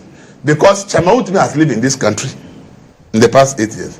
Chairman Wontumi, everybody in Ghana, if the state institution want to know where his house is in Kumasi, they know. If he has a house in Accra, they want to find, they will know. Chairman Wontumi owns a string of media houses. Chairman Wontumi is the owner of Akunta Mine. So Chairman Wontumi is not Elvis Darko in a corner, someone who can vanish. So sometimes I ask myself, how do we do this? Right. How do you think that Chairman Wontumi can just vanish? For all the assets he has in this country, he will just vanish because of what? 15 million. Why? But they say he should just meet the bill conditions and go. Yes, so the point is that's what I'm coming to. Sometimes the issue they talk about somebody you cannot post bail for yourself. Sometimes it's ridiculous to me. No, they can post bail for yourself. It's ridiculous. Self-recognize is somebody like Wontumi should be able to be granted self-recognize. As I mentioned, it's a guy that you can point to assets in this country. This things belong to this man. But they are saying that even the assets are subject of investigation. Whether they are subject of investigation or not, they are his assets as we speak. It's innocent as proven guilty. Yes. So if you are suspecting that the asset may be acquired through some illegal means, at that particular moment, you have no issue. Because you have not been able to establish that I acquired the asset wrongly. Yeah. It's only a suspicion. So why can't he be granted a self-recognize? Say, look, we know Wontumi, he owns this, he owns that, he owns that. If you go to register, I want to see which companies Wontumi, you should be able to know. And so it's interesting to tell me that Wontumi needs other people to meet his bail bond. If you arrest Elvis Darko, I don't have anything. I still live in somebody's rented apartment, so I don't even have a house. So I cannot say I have a property. So if you are asking people to come and guarantee for me, I understand. The Centa car I drive it, you sell it, you won't get 40,000. So there's no way I can say I have a car. Maybe a car is not an asset to use for it. So I understand. Now if you are talking about Chairman Wontumi, please, that's what I'm saying. I see, the way we do things is what tells you that we are not making the demo. Are you telling me that the American government will come and go and write Mark Zuckerberg or Elon Musk and say that somebody to come and post a bill for him? We are ridiculous when we say certain things in this country. Right. We should be able to understand that, look, this thing, if it is not for political reasons, it should not be what we are saying. If it's not for political reasons, Wontumi can be investigated, every information they need. If it is true that it's the international aspect of it and international bodies are in this investigation, they would have gotten all the information they want. When Hajia Foray was arrested, I decided to find out from one or two investigators what happened. They did their investigation. They sent the information to Iyoko here. Hajia Foray's investigation was done by Iyoko in Ghana. And all the details gathered and sent back to the foreign partners. And they said it's not that a big thing that they will come to Ghana to come and pick up. So they'll just put her on red alert that if it enters any European country or America, it should be picked up. It's Iyoko that is sending. So if you are working with the national, they don't do the things like what we are doing. You know. Right. They follow process. So if it is to move to be sexual and investigation by FBI, look, the FBI will never go this way. They will have. When you see FBI and other foreign raid people's of the arrest with handcuffs, that's not the time that they are now going to interrogate them for information. No. Everything is set. They have done all that they have to do. Okay. So when they come pick you, they just go send you there. The next moment you are in court with, they have filed their charges and said this and this and this is what you have done. Right. Now if you have anything, come and answer. So you see, I want our democracy to grow. We should do the things like what the proper democracies do. Okay. So that we can see that, our democracy is growing. But if for 30 years, we have arrested Chacho Chikata, and we arrested this person, and we are always using them as reasons why if somebody is arrested today in the same manner, it should be justified. Then we should forget about the democracy. That means that you, the person giving that justification, you are saying that there's no need for the democracy to make progress. Right. And that we should just keep repeating things the same way. And they say that it's only a fool that continue to do things the same way and expect a different result. So if you are justifying us doing things the same way, but you expect a different result, then unfortunately you won't get it. Okay. So for me, this minority people walking to parliament and the rest, it is good. But you see, I ask myself that yes, if it is some chopo NPP person down there that is arrested, who is going to mass up? But it's also an NPP person. He works for the party. He also supports the party. If you go to his community, he's the person who is the number one advocate of the party. Right. But if that person has been arrested, even for political reasons, because they still arrest people at the local level for political reasons, who is going to mass up for them? And for me, that's why I always say that this mass up at places, if we want our democracy to work, we should make social movements that we stop. Because in fact, people sitting out there who are not in Ghana, who may not really have the details of the issue, may think that the minority is just defending one of their own who has done something wrong. So for you, it doesn't send the right picture. It doesn't really look good when we continue this thing. It's done in the past. Doesn't mean that you continue. Right. Elvis, let me bring in Awudu and Ibrahim quickly on the charges. But Awudu, how many minutes do you give me? Because they say I'll talk. Oh no. I gave you longer. I gave Ibrahim 7. Awudu took 8. You took over 10. You took over 10. You spoke longer. No. You took 11 minutes. 35 seconds. Because I know you because you can talk more than 10 hours. That's on the lighter side. He's a good guy. Yes. Look. As Elvis said, how come? Why is it that somebody like Wontumi with all the properties cannot be given self-recognizance bail like we do at police stations and all that? Yeah. Because if he has all these properties around, he has properties worth more than the 50 million. There's an interview that he said he has over 100 houses in Kumasi. Yes, and that is true. And that is true. So if such a person cannot use his own property to free himself, so what's the essence of acquiring those properties? Now, this thing about people, what's the name? Justice Swemsai. Yes. Now, he has given a thing to us on social media. That's what they do. They all man up. Look, you remember when for Canada, Japan, GHOne was tried for treason, high treason. those charges, felony, what and what, when we went to court, those things were useless before court. You have tried a person that this person is into money laundering, is in international organized crime, fraud, and all that. And you post this on social media. Right. You have not gone to court for him to prove himself. Now everybody is there that, Wontumi is into money laundering. Wontumi is this. That's why, as a state, Attorney General wants to prosecute his cases on social media. And you dent the image of people until they are even proven guilty. That's not the way we should go as a democracy. Right. That's why I'm saying I'm scared about this democracy. I am scared about the way we are doing this in this country. If it's the way we are going to go, look, Elvis talked about people were arrested in a Rambo style manner in the past. If you come and you also do the same thing and you justify that they were done previously, it means that we are not making progress. Right. We are even retarding. We are like Elvis put it, do me, I do you. Do me, I do you. And you see what is happening today. If we continue on this agenda, the next MPP government, things will be worse. The way we are going, because we always want to escalate. You do me, I do you. If you do me, if you slap me once and I come, I'll try to slap you twice. That's what is going to happen in this country. And we lead to a time that, even though we are a democratic system, it will look like free for all, state of anarchy. Everybody does what he likes, he pleases, and that's not good for a democratic state. Do you share the same concerns? Because we were all looking for why Wontumi had been arrested by Yoko. Yeah. Because even though we understood why the CID invited him, we had no clear indication why Yoko was involved. Till Justice Ramsar put out on Facebook yesterday evening, touching on the money laundering.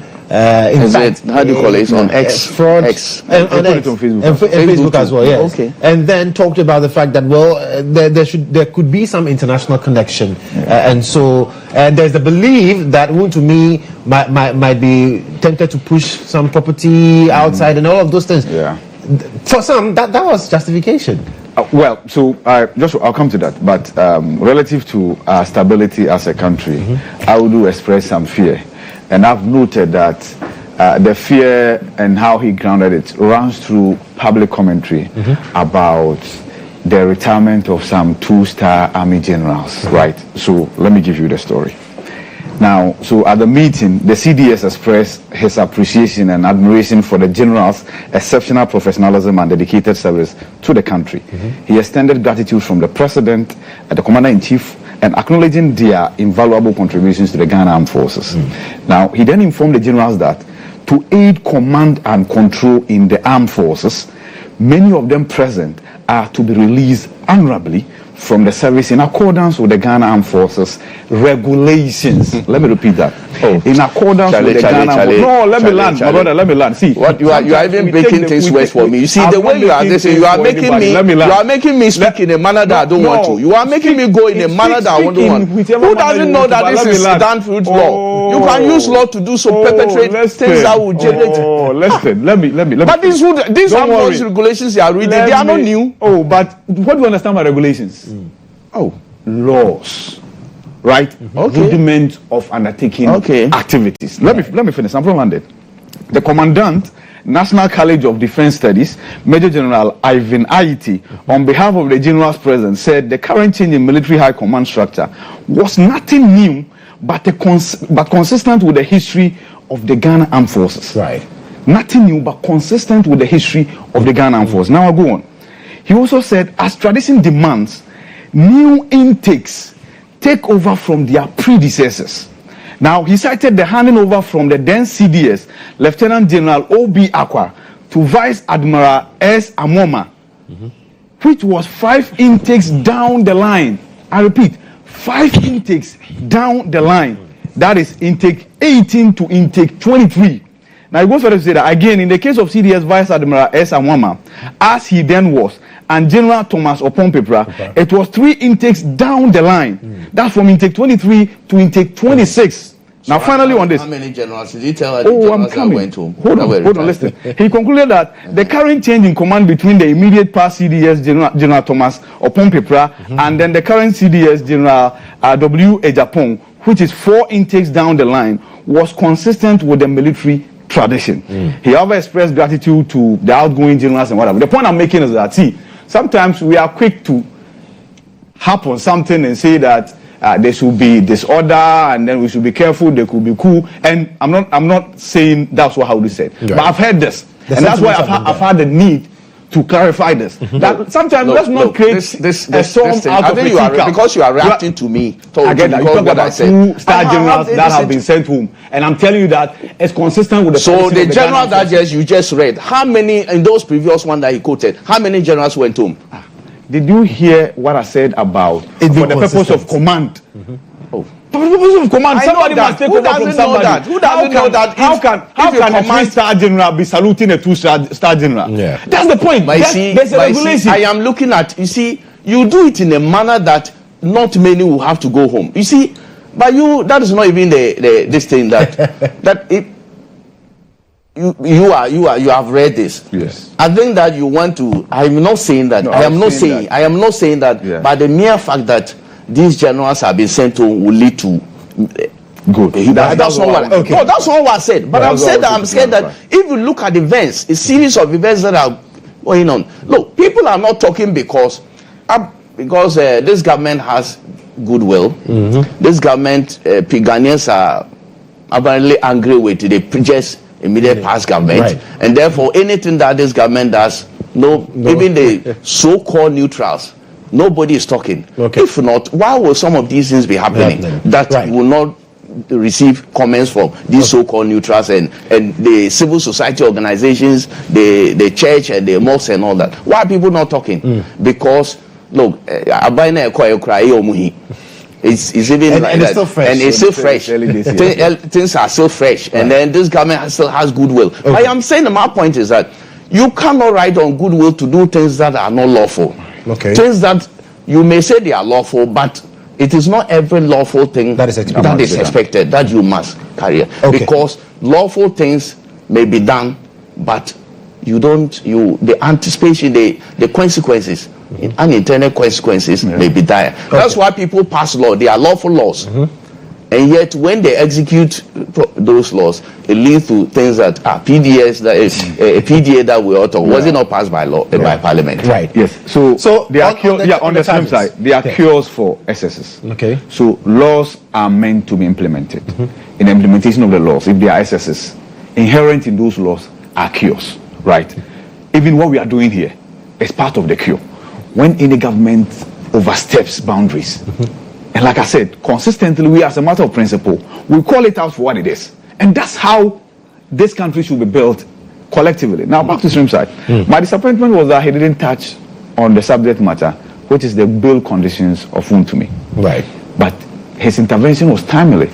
But because many people were wondering, what's happening? Because after Wontumi had his day at the police CID, right, and he was picked up by Yoko, many people felt, and the police actually told us about issues of illegal mining, pollution of water bodies, mining in forest reserves. Yeah. So that was why Wontumi had to have a day with the CID, 2 days to be specific, because he was there first day, he showed up the second day.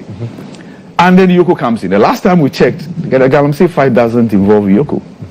At least for now, we've not heard Yoko directly involved in the Galamsey fight, right? And so we're all wondering why. And then we, in the media, got wind of the Exim Bank facility, right? And that's how come they talk about causing financial loss to the state and what have you. But like Elvis said, if it's a facility an individual has taken from a bank, right? Like I said, whenever they are disregard to processes, there's an abuse of a process or a breach of a contract, that entity has a remedy of retrieving whatever amount that is involved. That's why I don't understand why a company has taken a facility with a bank.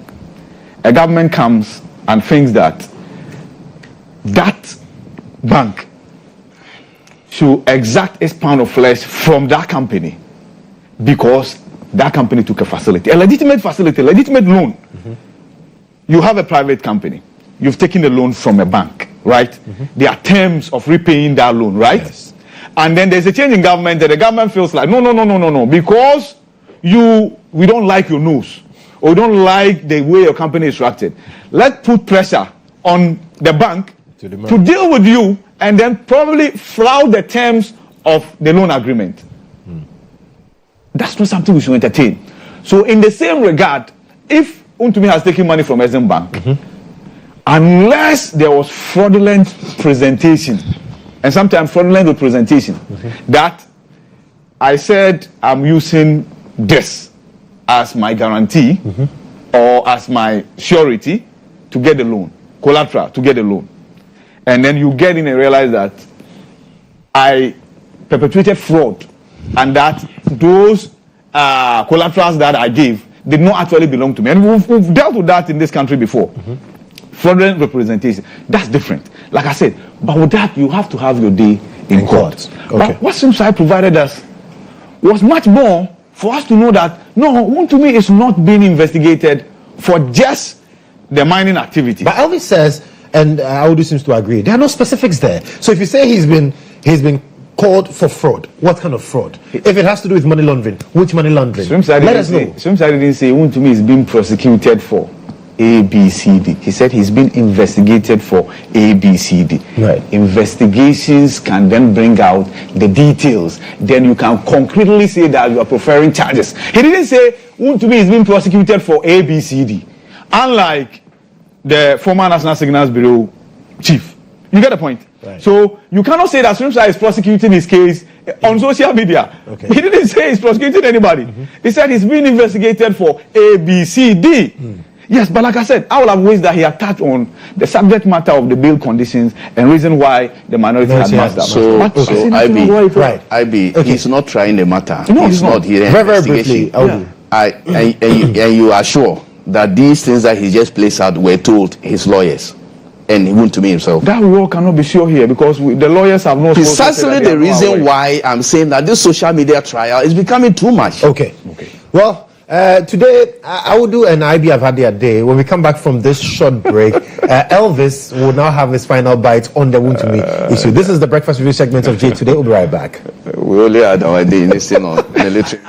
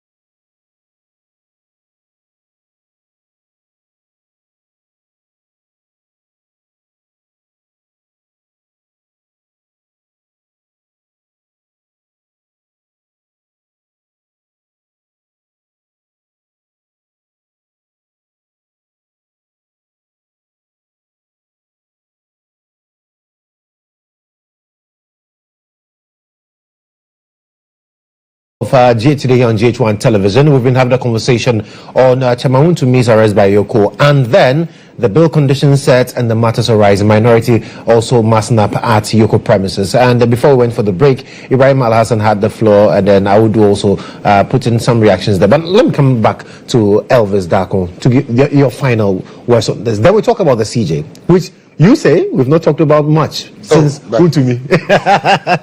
Get the spotlight. In terms of the military, yes, the regulation has been done. But I believe that in the minds of those who did the regulation, it would have been the most senior person who is taking over. So people will not be sent on compulsory retirement. But then the application is different. So you see, the law has been made with a certain mindset. But the person applying the law decided to do it to favor himself. So then it creates a problem. Because what IB said should even be more scarier than what Awudu has said. It's a public forum, so the man who spoke will not go and be shouting that he disagrees. But if it's giving us a history that at one point the CDS was taken from 5 steps below, it means that 4 groups of people before him had to go on retirement. And in another instance, 3 steps. Another step, 4 steps. So you can look at this as like the creme de la creme of our military, that we are using political decisions to retire them compulsorily. So don't tell me that those people, they are going home smiling. They are never going home smiling. They may not be able to complain openly. But there's no way that I'll join the military and I've risen to that top, and I believe that I'll go to the ranks till I retire. And in Africa and Ghana, we all want to retire from work. And then maybe I'm 40, 45, maybe because I joined the military as a graduate, maybe 25. And then I'm compulsorily retired because somebody 4 or 5 years below me has become the CDS. It's something that we should all be talking. See, the framers of the law will have the idea that, when this man is going, the next most senior most person should take over. There should be a succession plan. But then the president says, no, the political power by the constitution is mine. I decide who I want to work with. So I can go 5, 6 steps down and go and pick somebody. I think that's the one. And by the regulation, the moment a president takes that decision, it means that all those senior that person compulsorily must go on retirement. And that is where I talk about democracy.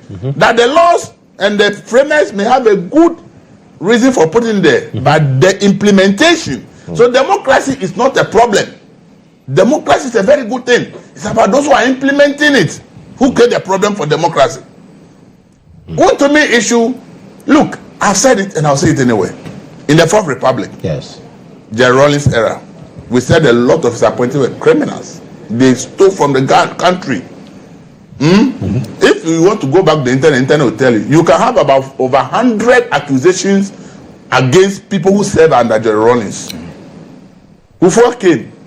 How many of those Jerry Rawlings appointees were successfully jailed for any corruption? They were arrested. They slept in mosquito-infested cells. Because they said they are under investigation. Was East Mensa found guilty? No. Was he ever jailed? No.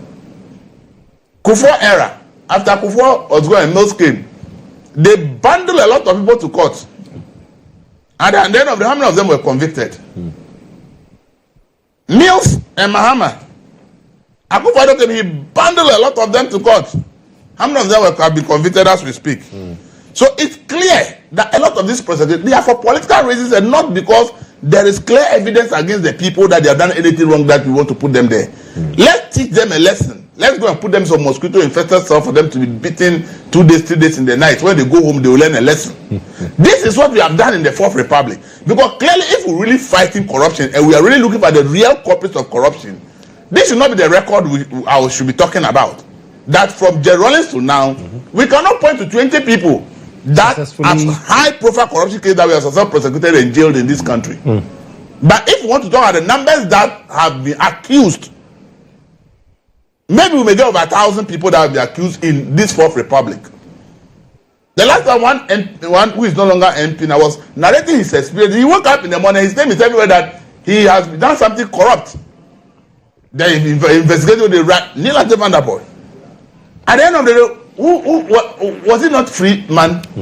So you see, the facts. I mean, I like with working facts and statistics.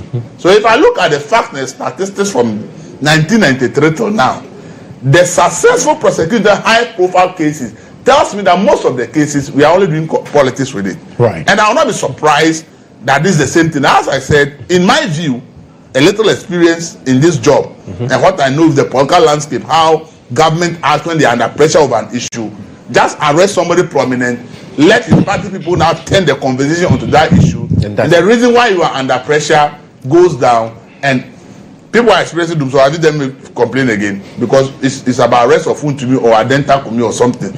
But, so, and that is why we are also not making progress.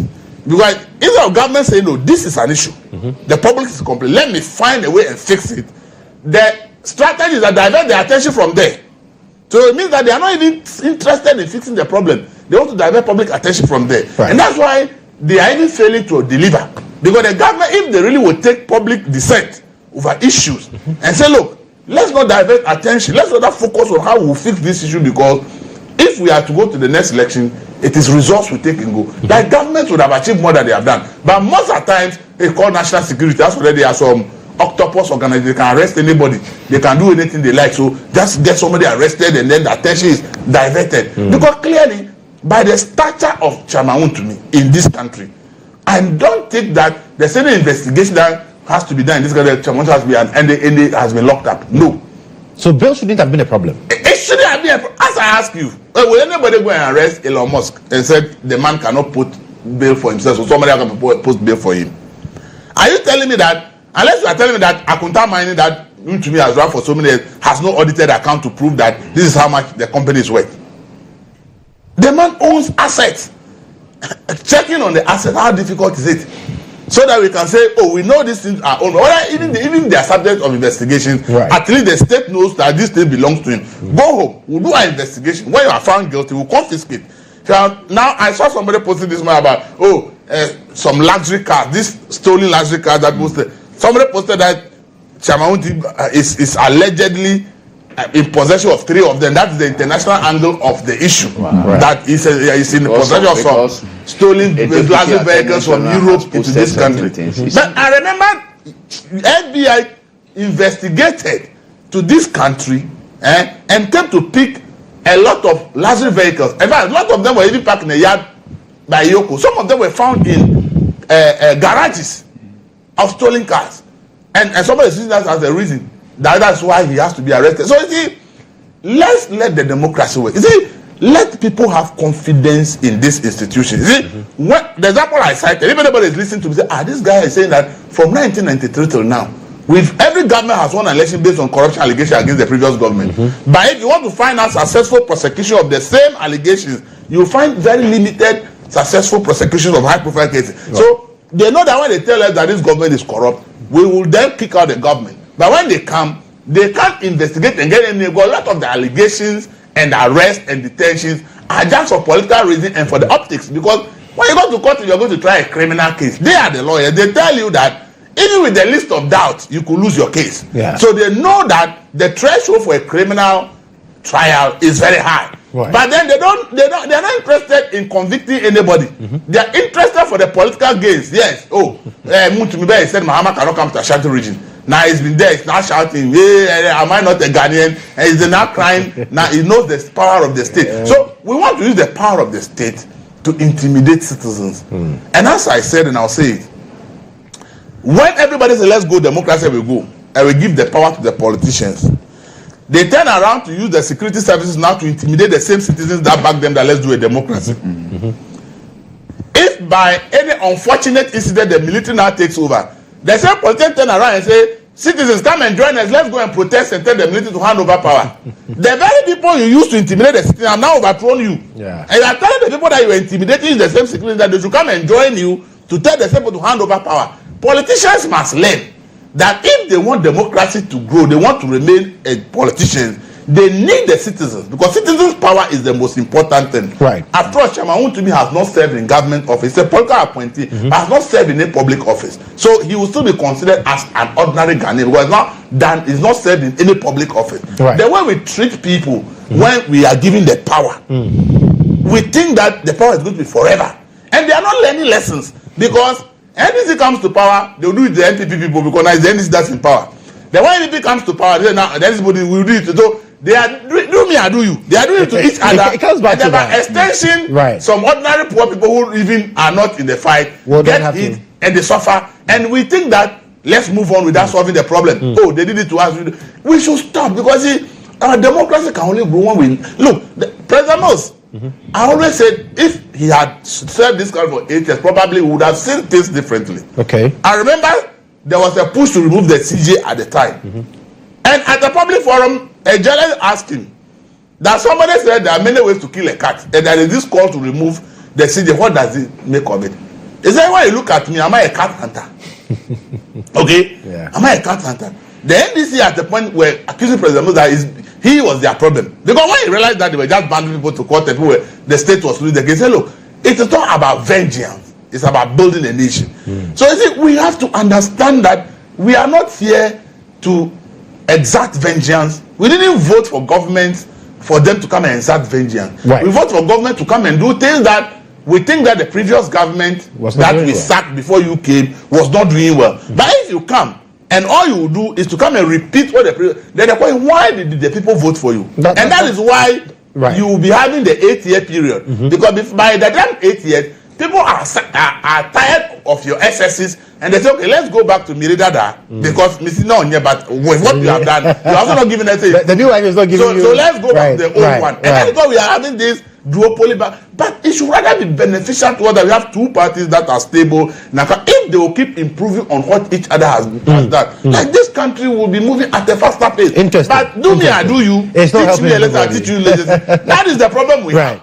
If the president is listening, if anybody is listening, look, Wontumi by his stature in this country does not need to be under any detention because he can't meet a bail bond. Okay. And you see, that's why I started a problem with the minority. The problem is and you need to learn. No, yeah. Because we need to talk about the CJ. Anyone is not a politician. We need to learn on the CJ. Anyone is not a politician. Okay. So when his own came, the minority didn't match to CID. You see the kind of messaging people read into it. I say that it's a political pressure is good, but sometimes also look at how the ordinary person think. That everyone was given the same treatment. Minority didn't walk out and say this man's citizen right is being infringed upon by Yoko. They allowed him to fight his own battle. But he's not a party boy. That is how I don't know. That is when people now will say that, okay, so then it means that you have to be partisan in order to get protection. Okay. And that is not why democracy exists. Okay. And that is why I said, though it's a legitimate thing they have done, the message that it sends to the public can also be negative, and that's what we must watch. Okay, let me bring Awudu in. CJ, let's talk about the Chief Justice now, because she filed an injunction at the Supreme Court seeking to halt the Parliament Committee. She gave extensive reasons why she believed that every member of the committee was not fit to be there. The Supreme Court, in a unanimous decision, says no, we don't see merit in this. I think that you mean the Justice Tokono? Yes. Is the unanimous 5? Yes. Unanimous 5. That's how you choose to call them. Oh, but it was unanimous.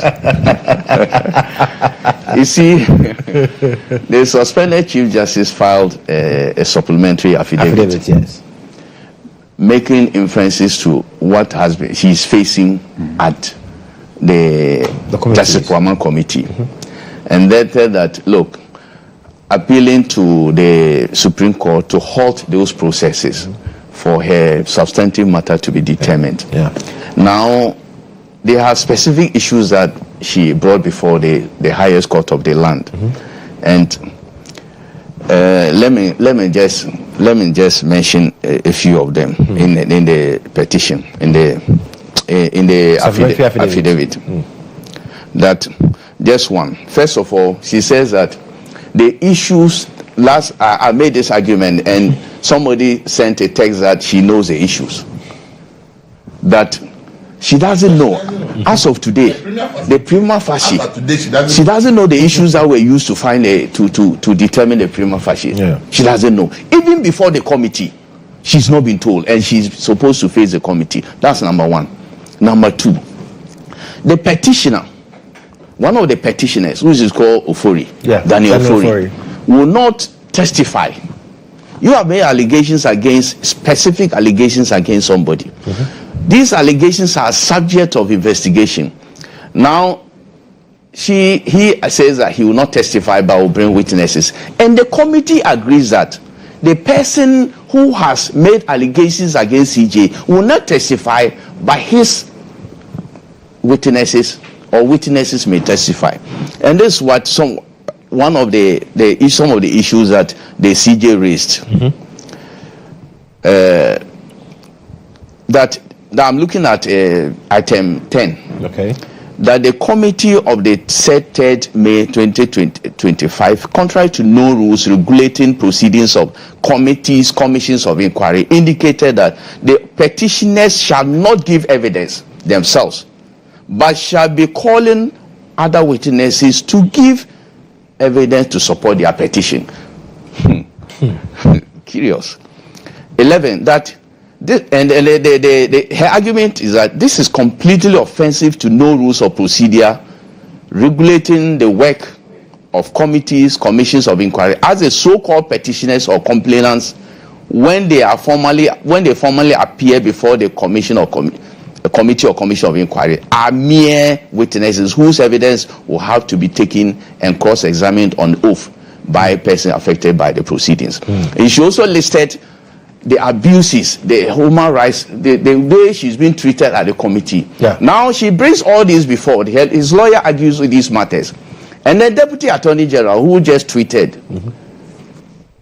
Now it's not Twitter. How do you say it?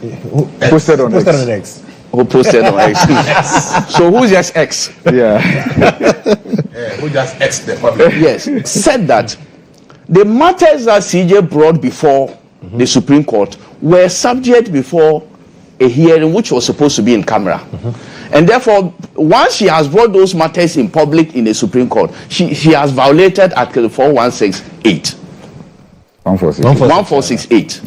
Because the matters she was talking about, complaining of the matters are supposed to be in camera. They have it in camera. For bringing those issues before the Supreme Court, she has violated Article 1468. And therefore, the Supreme Court should throw them out. And the 5 judges unanimously agree with the Deputy Attorney General that the the suspended Chief Justice has violated Article 1468, and therefore she virtually can go to hell. Now I ask a simple question. So those things are in camera. If her rights have been violated in camera, where is she supposed to make the protest for those rights to be corrected? Where? Which forum? Particularly when we look at Article 19, Article 23, and Article 50, particularly Article 19, Article 23, that talks about rights of individuals and all, administrative justice and all that. Which forum is the right forum for her to air these grievances?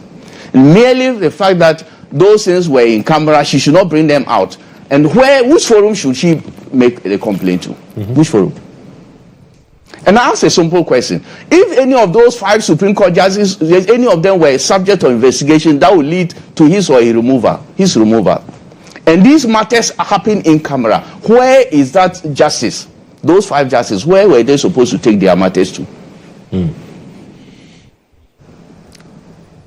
This is something that with common sense, we should, if it is, because something is in camera, if Article 146 it says that it should be in camera, and somebody's rights have been violated through the in-camera process, where must that person take the matter to ventilate it? So she must die in silence because it's in camera. Is that what this constitution is about? And I ask the question again. Any of those 5 judges who just unanimously dismiss this, if any of them were before a committee investigating them, that would lead to their removal from office as justices of the Supreme Court. And they were facing similar challenges. Where would they take their matter to? This is for them to answer. And you see, it's for the conscience of Ghanaians. Let's say that, look, to my mind, I think that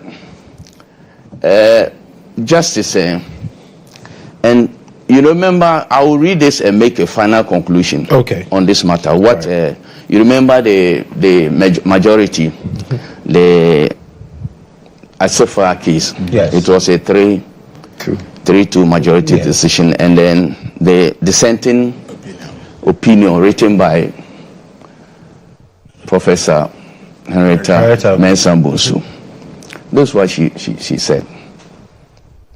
That how can the judiciary guarantee everyone's constitutional right to fair treatment if it cannot enjoy such right when allegations of impropriety are made against the head of that institution itself?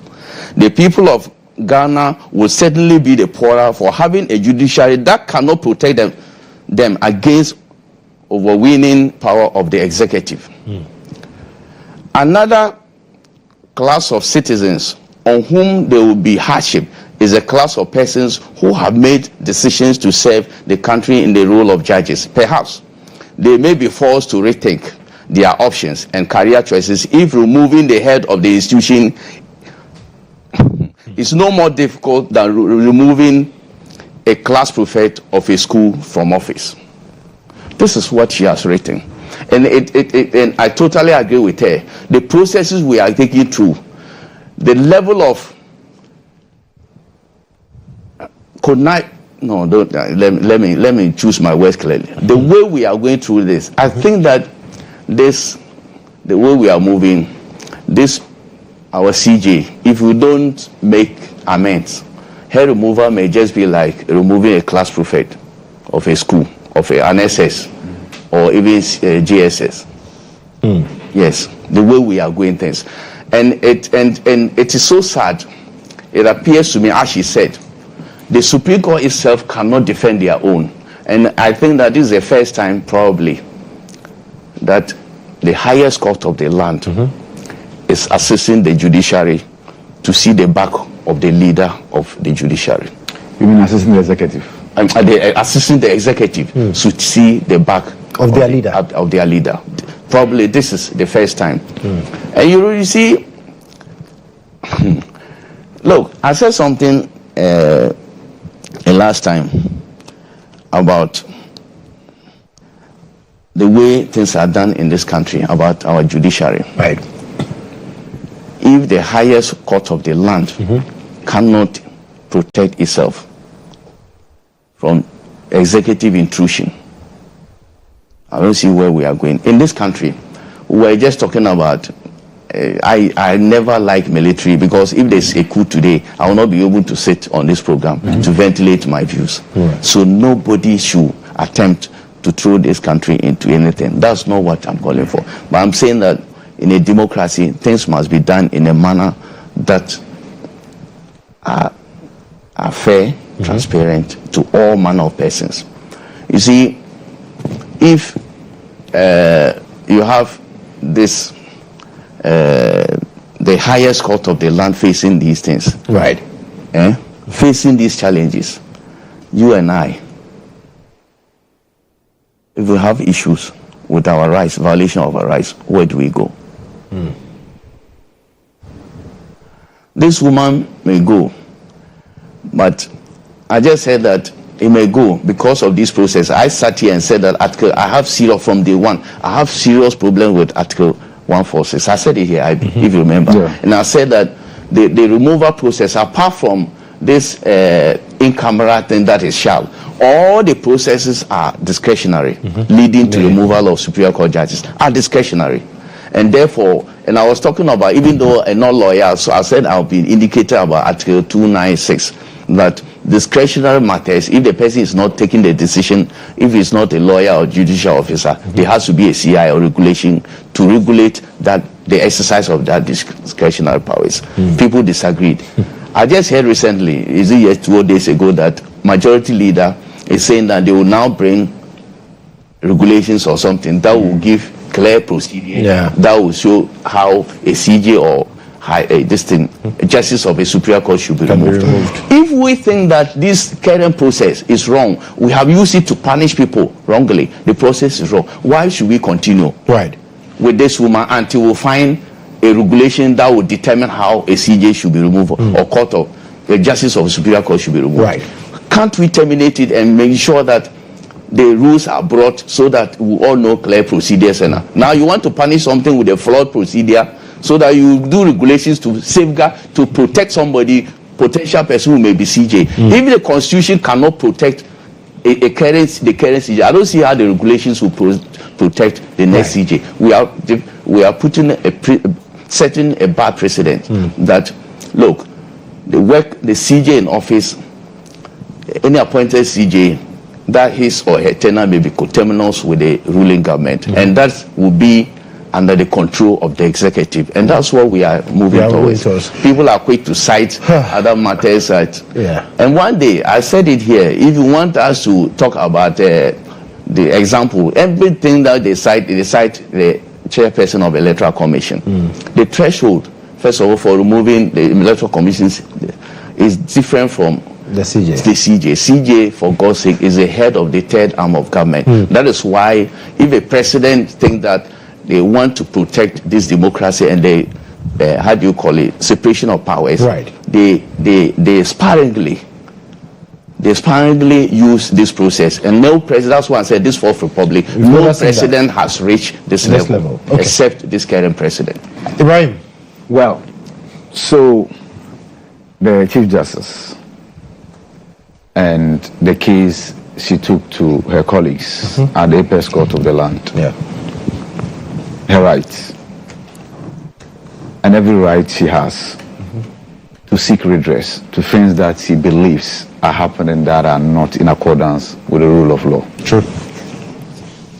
But the question I asked myself when I read the affidavit, the original ones, not even the supplementary ones, was, okay, has she, through her lawyers, raised these issues with the committee? Because Article 146 talks about an establishment of a committee, and it goes ahead to spell out the composition of members of the committee, or the composition of the committee. Now, Puaman is named as the chair, who is a colleague to Madam Gertrude Tokono. Awudu reference the affidavit that talks about the fact that one of the petitioners says he will not testify. Yes. Has that been raised with the committee? Oh no, let me come. Because we are not told. The woman has just told you the second affidavit. You are saying we are not told. What we are told is that the man says he will not testify. But we are not told the level of the push at the committee level. Let me read the including even possibility of summoning, getting this individual summoned. Yes. Now again, there is this fixation on prima facie. This one. And as to whether the suspended Chief Justice has been informed about the petitions and the exact claims that necessitated the triggering of the process. And I sat here last week and I said that every point that has been made in all the three petitions, the suspended Chief Justice has responded to all of them.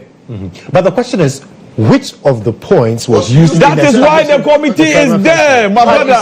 But why do you think the committee is sitting? That's not take what your is time. done. Listen, you understand? The committee is supposed to tell her. Listen, you appear Right, gentlemen. Let me have this time. The committee is not determining premier facie case. The committee did not. That has been determined. But he said that at the committee level she will know. No, and she mentioned the issues. But how many times has he appeared before the committee? What are we talking about? How many times has he appeared before the committee? But the first day you must be told. But when you go to court, when they charge you appear before court, are you told the second day your charges? Let him make his point. Are you telling me when you went to court, you will not know your charges until you appear before the judge? Is that what you've done? Exercise restraint. Ivy, make your point. So the point I'm making is that the woman has responded to all the claims, including the frivolous ones, in all the three petitions. And she has supplied evidence, documentary evidence, to back her responses. All that was forwarded to the presidency and then the Council of State. They then perused the responses against the claims and says there are further questions to answer. There are further questions to be asked. Who answered those questions? The Chief Justice and her lawyers. Who asked the subsequent questions? Not Mahama, not the Council of State.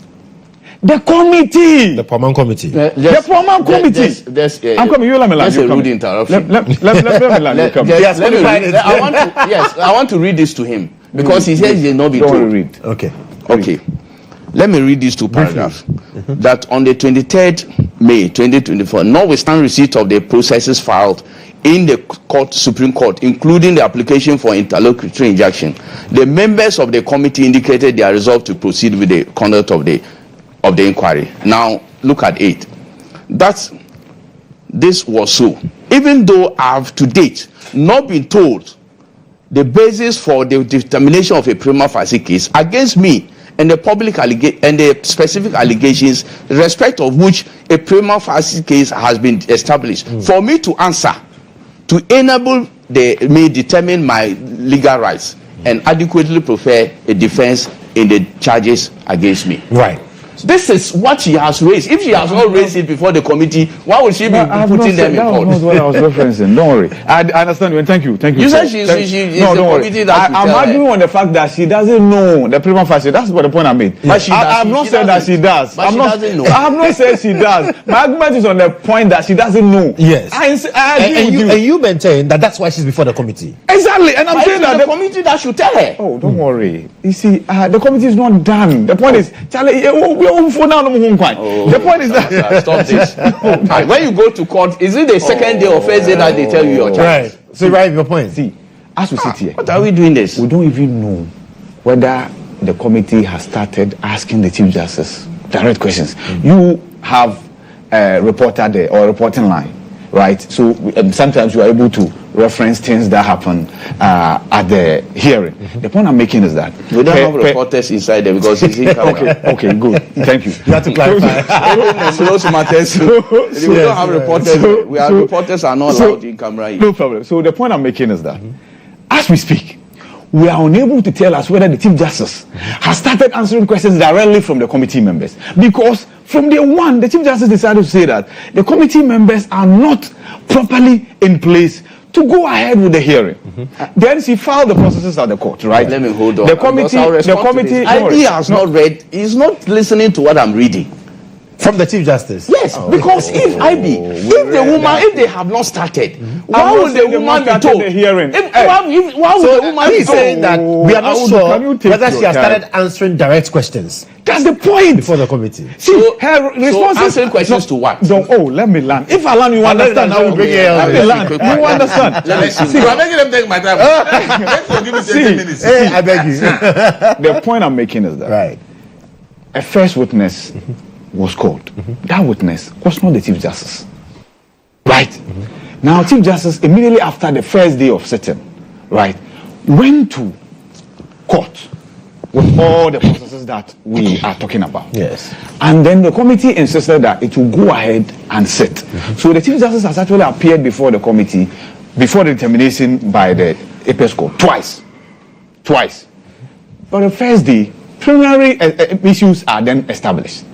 The Chief Justice then takes issue with the fact that her gadgets are seized when she's going for the hearing. Yes. She takes an issue with the premises where the hearing is taking place. Yes, and she insists that the hearing should take place within the precinct of the judiciary. Right. And then as a layman, I sit here and I say, oh, madam, the process has been triggered are not in the hands of the judiciary. Article 146 is not applied by the judiciary. Article 146 is triggered by petitions from people, ordinary citizens, who will then submit the petition to the presidency. The executive. The executive. The Council of State, the last time I checked, doesn't belong to the judiciary. The Council of State is part of the executive. So the president, the Council of State, they do not constitute as members of the judiciary. So if they are to choose a place for the committee to sit, it cannot be at the precinct of the judiciary. It cannot be. And to me, that's logical. You can have an issue with the fact that it should not have taken place at the castle. Right? Yes. That's no problem. But to say that it should rather take place within the precinct of the judiciary, I disagree. Because the executive has no control whatsoever over the judiciary. So on what basis would a process that has been triggered by the executive be taking place within the judiciary? Right. So to me, that's the point. Okay.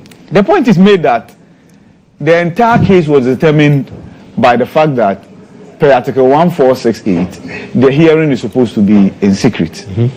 And the fact that the Chief Justice has exported content and the details of the hearing to the public through the Supreme Court, the case should be thrown out. I'm not sure that's the only leg that the 5 justices of the Supreme Court stood You were on. there, tell us. Oh, I'm saying that I'm not sure that was the only leg.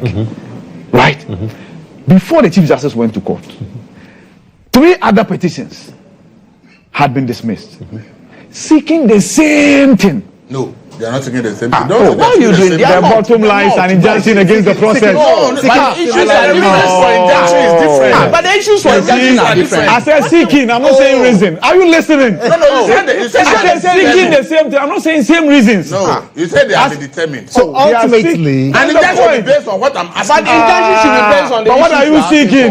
What are you seeking? Injunction. Injunction. See, if we listen to each other, various issues that would lead you to I get you. injunction. That's reasons. I'm not talking about the reasons for seeking what you are seeking. Yes. I'm talking about ultimately what you are seeking. You are seeking for an injunction for the process to be halted. We can talk about the varied reasons.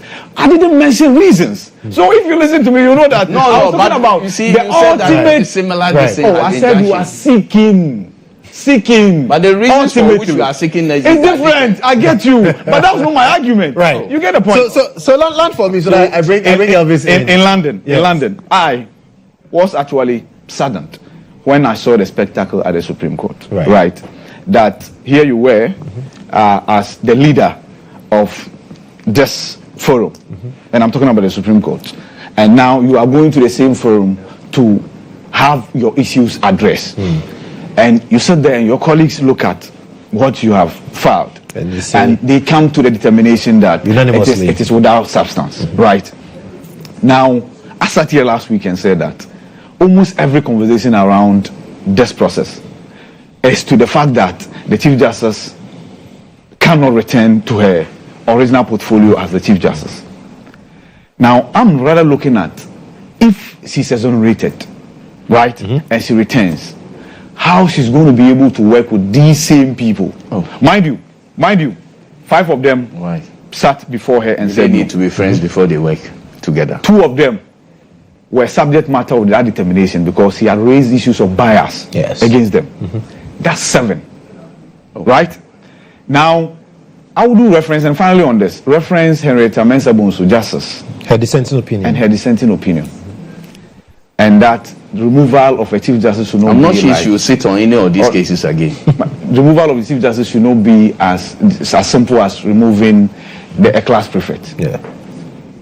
She took issue with Article 146, right? And that amounts to demanding review of the Constitution. That is not the subject matter of this discussion. So it's very easy for us to be emotional about these matters. But if you talk about what is wrong with Article 146, and the fact that Mahama has told Parliament that the Attorney General will be bringing the rules or regulations to determine the rules, that flies directly from Sophia Akufu when she presided over a case and mentioned that there's a need for a regulation to be developed for Article 146. That happened under the previous administration. That was not done. That regulation that Sophia Akufu asked for when she was at the Supreme Court to be determined, nobody took it up. So it is now that it's been taken up. But guess what? I would mention that why can't we wait? Yes, that's ideal. But how do we tell the petitioners that they should wait for us to develop a regulation before they bring a petition? Okay. You get the point? Right. So we are putting the cart before the horse. Petitions have been sent. They are being acted upon. After it's all said and done, if there's a regulation that fine-tunes the process, why not? But can we say that petitioners go and hug a transformer somewhere? We want to develop regulations before we attend to it. We cannot do that. 30 seconds before. Right. 30 seconds before he. And I'm timing you now because Elvis has the floor now. I said that based on they decided the thing based on the argument of the deputy AG that the issues were in camera and she has brought them, therefore she has violated Article 1468, and that cannot be done. If IB has any other reasons why this thing was thrown out, then he should be telling us. That is what I know.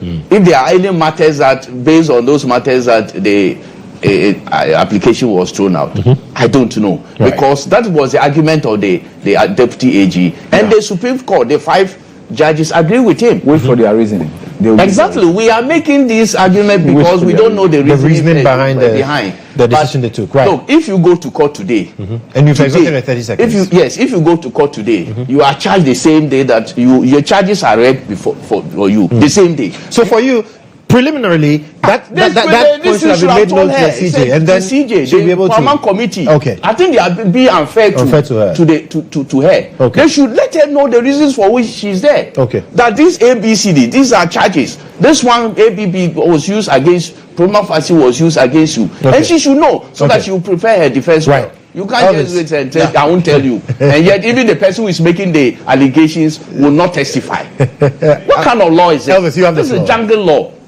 Thank you. See, when you are taken to court, will the judge start asking you questions without reading your charges to you? Clearly, I'll know why I'm there. So if it's true that her charges based on the premier facts are not read to her, there was something the basis for throwing out his complaint. That means that I just have to die in silence. The reason I told our constitution is a confused constitution, because a lot of the things are not clear. And the Chief Justice takes solace in the fact that even her removal will be the reason why we fix the problem in Ghana. And for me, I think that no matter what it tells her, she said she has become the subject of why Ghana has been able to make a proper rules to govern the discretionary process in that. Because the former Chief Justice has said it, the Ghana Bar Association has said it, the Commonwealth Judges Association has said, almost all have said that the process for removing a CJ is unfair. So obviously, if she's removed today, it's on record that the process used to remove her is unfair. Whether it's in the constitution or not, legal brains have agreed that the thing is unfair, and there's nobody who can change that. Right. And that is why the majority say now they want to change it. So if I'm removed using unfair process, I don't think that I should feel too bitter about that. I should feel bitter that an unfair process being used to remove me. But if they end up removing you, you shouldn't worry about it because everybody agreed that it's unfair. You see, the judiciary has to be very careful in this country because see, we are all watching them, and you see, sometimes things come up and the public complain. You see, the judiciary is also an arm of government to be very powerful like the executive. But if they allow the executive to manipulate them, because the executive is the one that appoints them before they are vetted by parliament and approved, if they are looking at that nomination process that has to come from the president, for which reason they want to be kowtowing to presidents, they will continue to be subservient to the other arms of government. They must fight for their rights. I used to have a problem with Bagme on many issues, but I like him for the fact that he's trying to assert the independence of parliament as an arm of government that should not be bullied by the executive. I have my issues with him, but I also like him that he's trying to take on the executive and say, you cannot be dictating to us everything because we are equally as important as you are. And I think it's time for the judiciary to also sit up, because what they are doing is, like, to me, in my opinion, is just to kowtow to the authority, because that is where I expect my promotion appointment to come from. It will water down the power of the judiciary. It will make the judiciary less important in the system if they continue this way. Right. There's a group called Association of Magistrates and Judges in Ghana. And I want to read their mission statement. It says, recognizing the fact that the judiciary of Ghana is solely responsible for the administration of justice in this country, and that the 1992 Constitution, we, the members of the Association of Magistrates and Judges Ghana, are determined to carry out our oath to do justice to all persons without fear or favor, affection or ill will, and stand by each other, acknowledging that in our unity lies our strength. The CJ is a judge, is a member of this association. Despite this mission statement, ever since this case broke, Association of Magistrates and Judges has never spoken. This is your mission statement. You say you are there to protect your members and protect the Constitution of Ghana. An issue about the Constitution and involving the head of the institution that you are in. And since this issue broke, the Association of Magistrates and Judges have never spoken. What are they there for? If by their own mission statement, this is what they said. And this is happening up to today, they have not spoken. Whoever knows them should tell. I'm asking why they have not spoken up to today. If the Chief Justice is going through this, and the Chief Justice is a member of the association, associations are formed so that when things are happening, and they said it here themselves, that in unity lies strength, and that they are there to defend the constitution and make sure that they deliver justice. A lot of issues are being raised about the injustice of this process. They have not even come out to say, even the Article 146 process that everybody says is unfair. They have not even come out to say that they also agree that it's unfair. But they said they are an association that's supposed to protect by their own mission statement. So you see, the judiciary should be seen in a way. If you are telling me that because the thing is supposed to be in camera, if I'm facing injustice, I cannot complain to anyone, because once I complain, I brought the issue to the public. They should tell you that that issue can become like a military rule, because it means that they are authority to themselves and no one can challenge their work. And I think that should not be the case. And therefore, when the Constitution Review is doing its work, whatever rules will be made, they have to look at how that committee itself works. The committee itself, how it works, needs to be taken, because what is happening and what the CJ is complaining about, if I'm subjected to that, I also complain. Okay. I've heard a lawyer say that as a woman, if she's going to the room, she's searched by men. She is searched by men, a woman being searched by men, and you say she should not complain because it's in camera. Even after the laws are there, but when you are implementing it and you don't use reason, you don't apply it in a way that majority of people will believe in you, that you are being fair to the person. And they told us when justice is being delivered, the public must say that it is fair. So if they are taking decisions simply because it is Tokonu today, it will be Kodjo tomorrow, what will you do? And if you agree that process is not fair, so let's remove her first. When she is gone, they will fix the inefficiency that is in the system. So you see, we should as a country understand that we've driven this course for 30 years. Unfortunately, attempts to review the constitution, we have done it half-heartedly. We spent over 6.6 million under President Monsah to do a review, and then we never implemented the outcome of it. The previous government, in the tail end, set up another committee. I don't know where they got to then. A new government can, they also are now. So you see that even to review the constitution and make sure the right thing, and that it's become politics. And how does the democracy grow? When we identify clear flaws in the constitutions and attempt to fix it, it's taking over 10 years. President Monsah died in 2013. We are in 2025. So it means that the time he set up the committee and the report was presented to President Mahama, at the time the first constitutional report was presented, it's over 10 years. And we are still dilly-dallying with whether we should implement it. So now we don't agree with the President Monsah one. We don't agree with the one the previous Akufo-Addo government also. So Mahama government wants to set up another committee to also do a review. This is how we have turned the democracy into a mockery. Because how do you tell me that we spent $6.6 million as far back as 2012, 2013?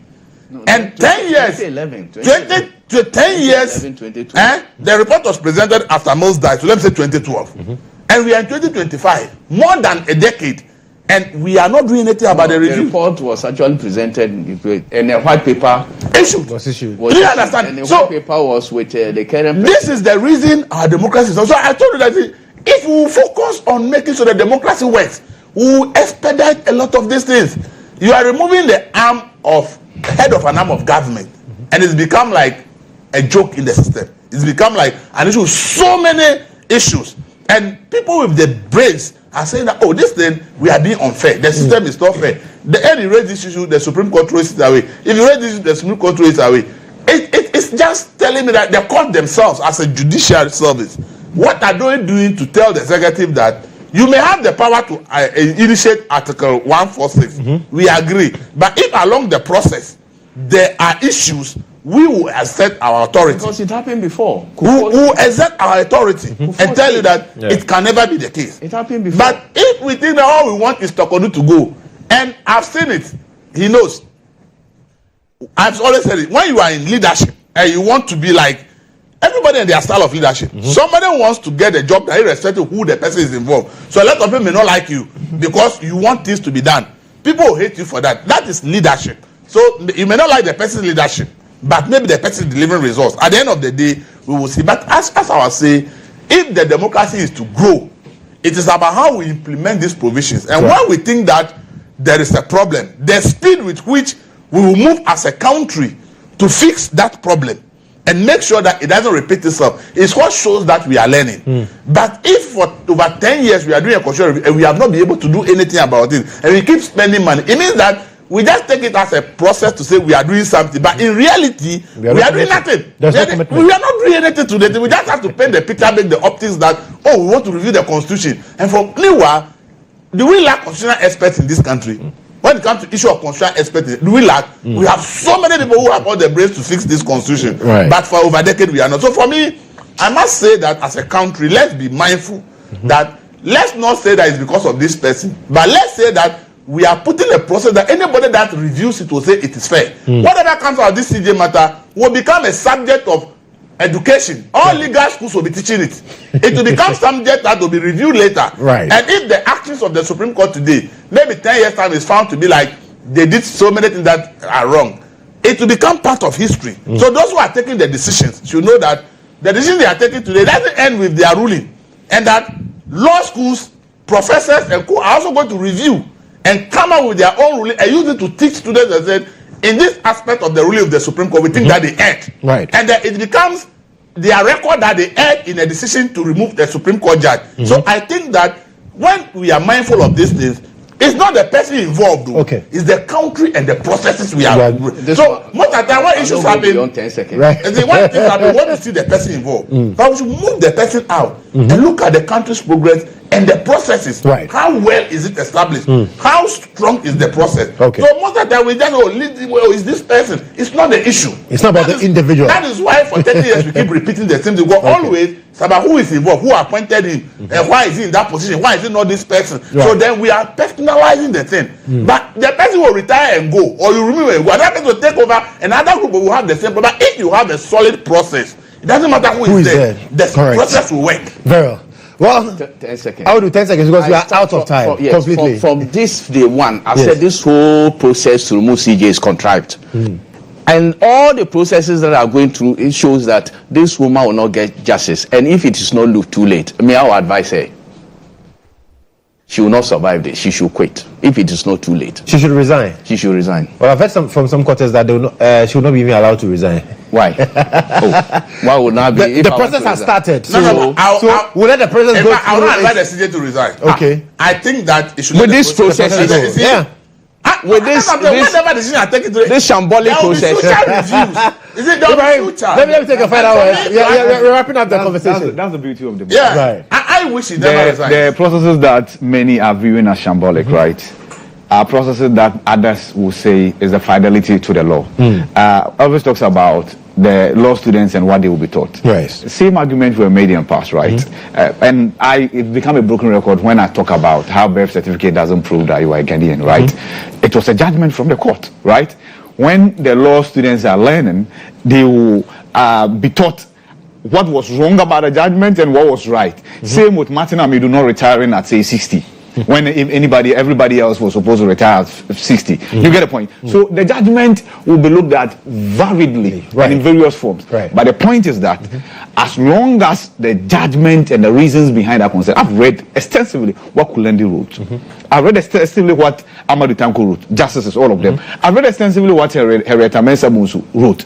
I came to the conclusion that if you put Kulendi and Amadou Tanko on one side, put Henrietta Mensah on another side, one was out of emotions and probably the affinity to the subject matter. The other one, you read reasons and you see law. But then again, I'm telling you. But then again, I'm not alone. That's his reading. But that's the point. Yes. One is born out of emotion. You see, we need to go. Okay, my assessment is that IB is a lady. That's my view. That's his assessment. Right. So my view is that IB is a lady. Thank you. Thank you so much. Elvis Darko, managing editor for the News Center newspaper. Awudu Mahama, managing editor for the Custodian newspaper, and Ibrahim Alhassan, head of the political desk here at EIB. He's also our parliamentary affairs correspondent, and for many things, he's also the producer of the show, by the way. So, gentlemen, thank you so much. Thank you so much, and we hope that the weekend will be relaxing enough, hopefully, for you to come back next week, and then we can inject more fire into it. By the way, somebody else will be arrested. All right, so that's it for the breakfast review segment. We've got more for you. We'll be right back. Stay with us.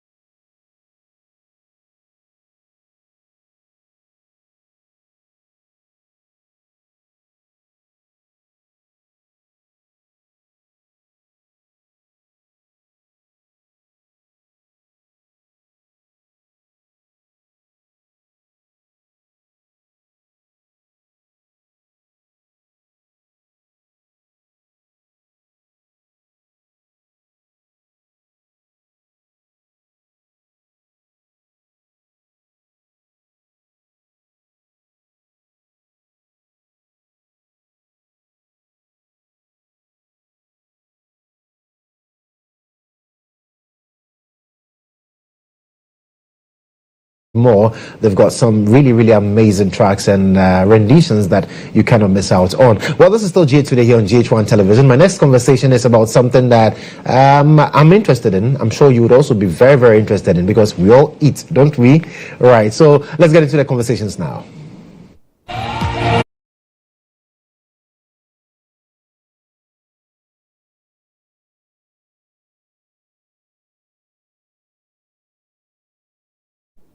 Right, so this morning we're talking about food systems, we're talking about all of those wonderful things, and I've been joined in the studio Lydia Kekeli Amenyaglo. She's the creative director of Ghana Food Movement. Lydia, welcome. Thank you so much, Maoli. I hope you're doing well. I'm doing very well, thank you. Nice to see you. Thank you for inviting me. Yeah, but I love what you're wearing. I see you are in there somewhere. All I see is food. What's happening? Exactly. That is what I'm about. That's what I love. That's what I dedicated my life to, is celebrating Ghanaian food culture.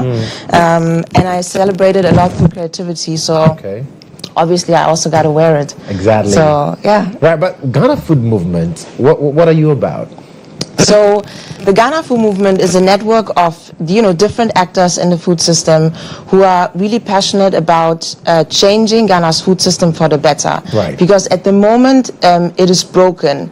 And when I say it is broken, I mean that the people that are supposed to, get the value for their hard work, they're not getting their value. So we're really working towards, doing more with our resources and keeping the value within Ghana.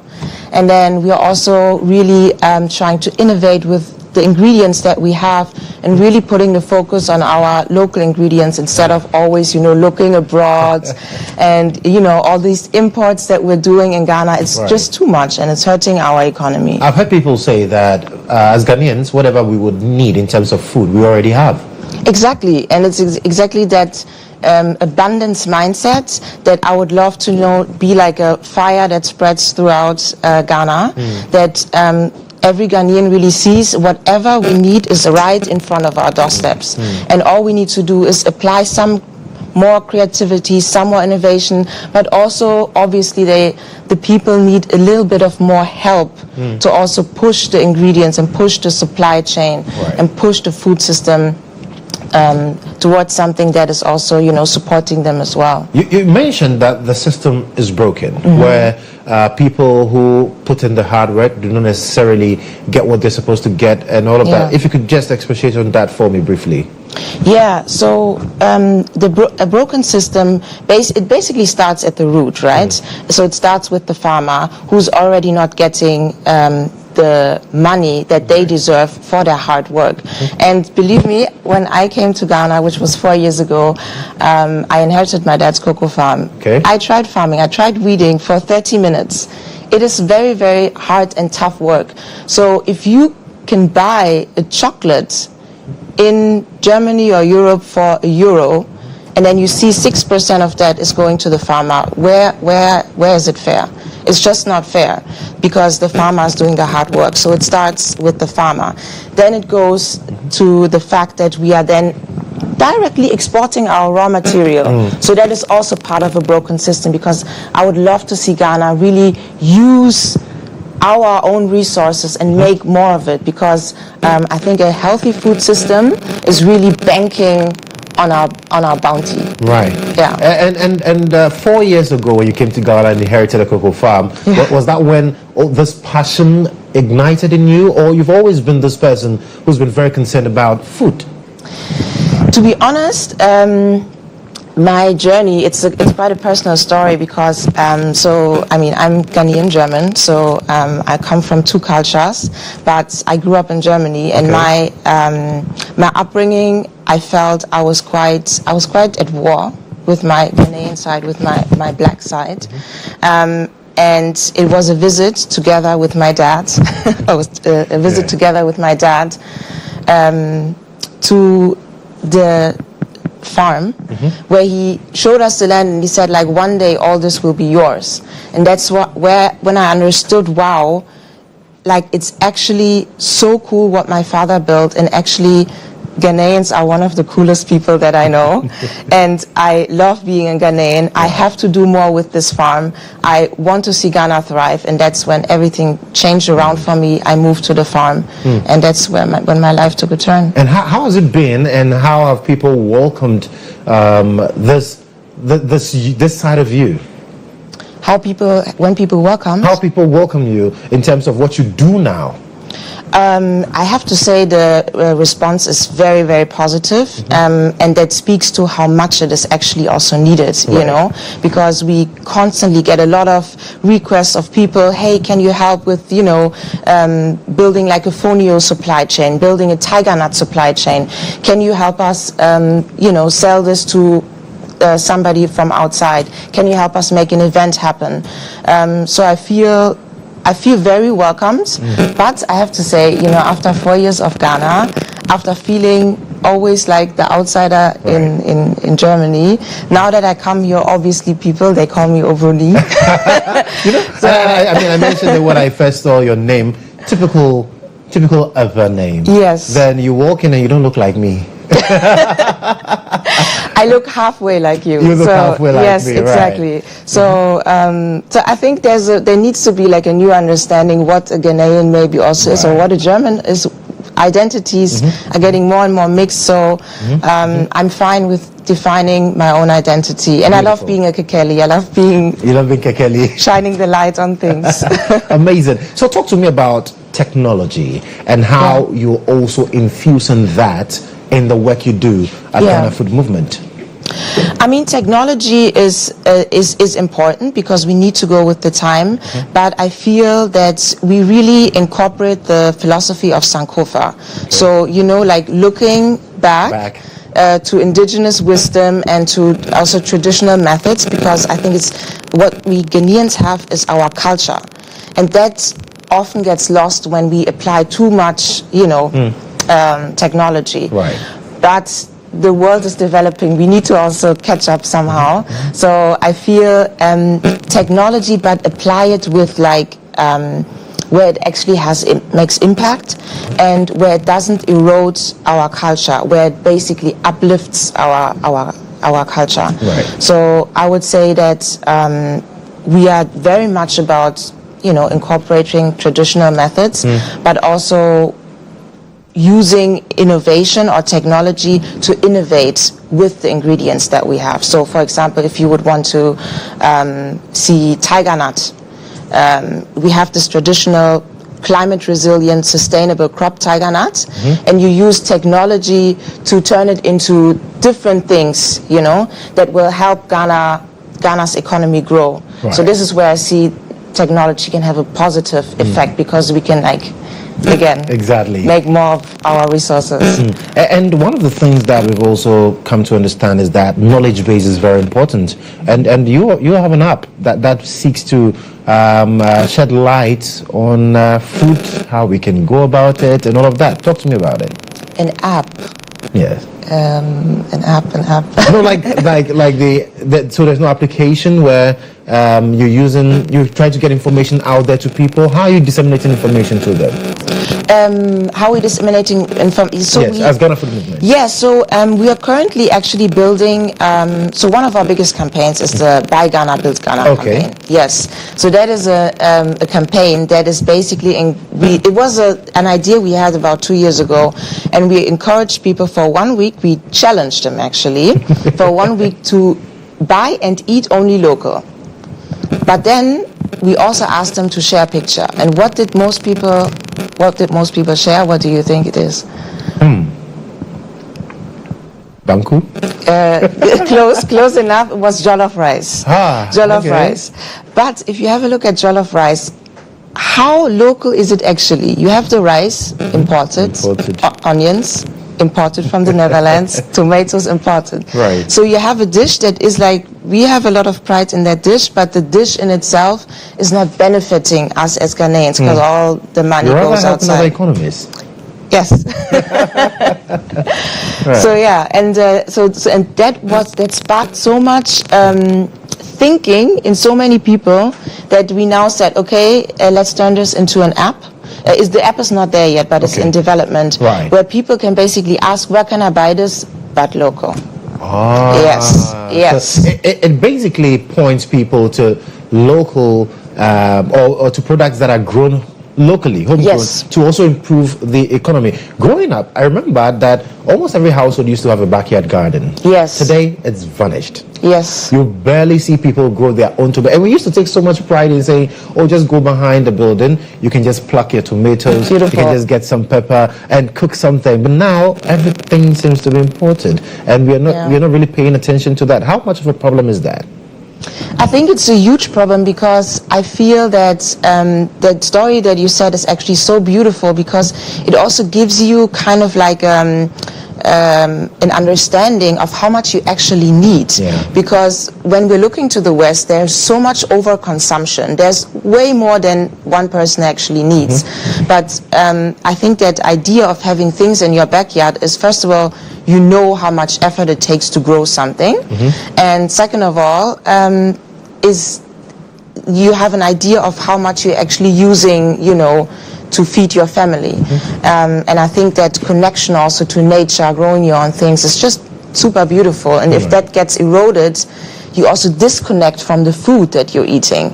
And I feel that is almost the most dangerous part, because the moment you disconnect, you don't know what value to put on it. You don't see the person behind it that grow it. So there's so much that gets lost. So I really like that story, and I think we need to bring back those gardens. Go back to that. And now it's also because of how we're building. We've made sure that we've cemented every part of the house, so there's no proper soil for you to do anything. But then what's the future looking like for Ghana Food Movement? Are you doing something recently? Are you embarking on a campaign? What are you doing? So our food education hub opened its gates in beginning of this year, end of last year. Right. And also coming back to what you said with the cement, like our food education hub is really built like open. We have like glass windows, no walls. Basically everybody from the street can just walk in, and that's the idea of it. We want to remove all those silos that people have, and you know, this gatekeeping that people always think they have to, you know, work by themselves, but connect people. So I think the future of Ghana Food Movement is really connecting all the food actors, because right now we're quite Accra based, but we're working with some people in the Volta, some people in the Western region as well, in the north as well, in Tamale, but we want to connect all the actors, go like very rural. And then I recently won a Global Citizen Prize, actually. Oh. Yes, for the work that I do. But I won it. It's obviously I'm super proud, but I won it on behalf of everybody in the food system trying to make a change. So I think that work or that award really amplifies our work even more beyond the borders of even Ghana. So that's beautiful. So which award was that? Can I show you? Yes, you can. I want to see. I want to see it. Let me show you, because it's a beautiful piece. Right. Yes, this is it.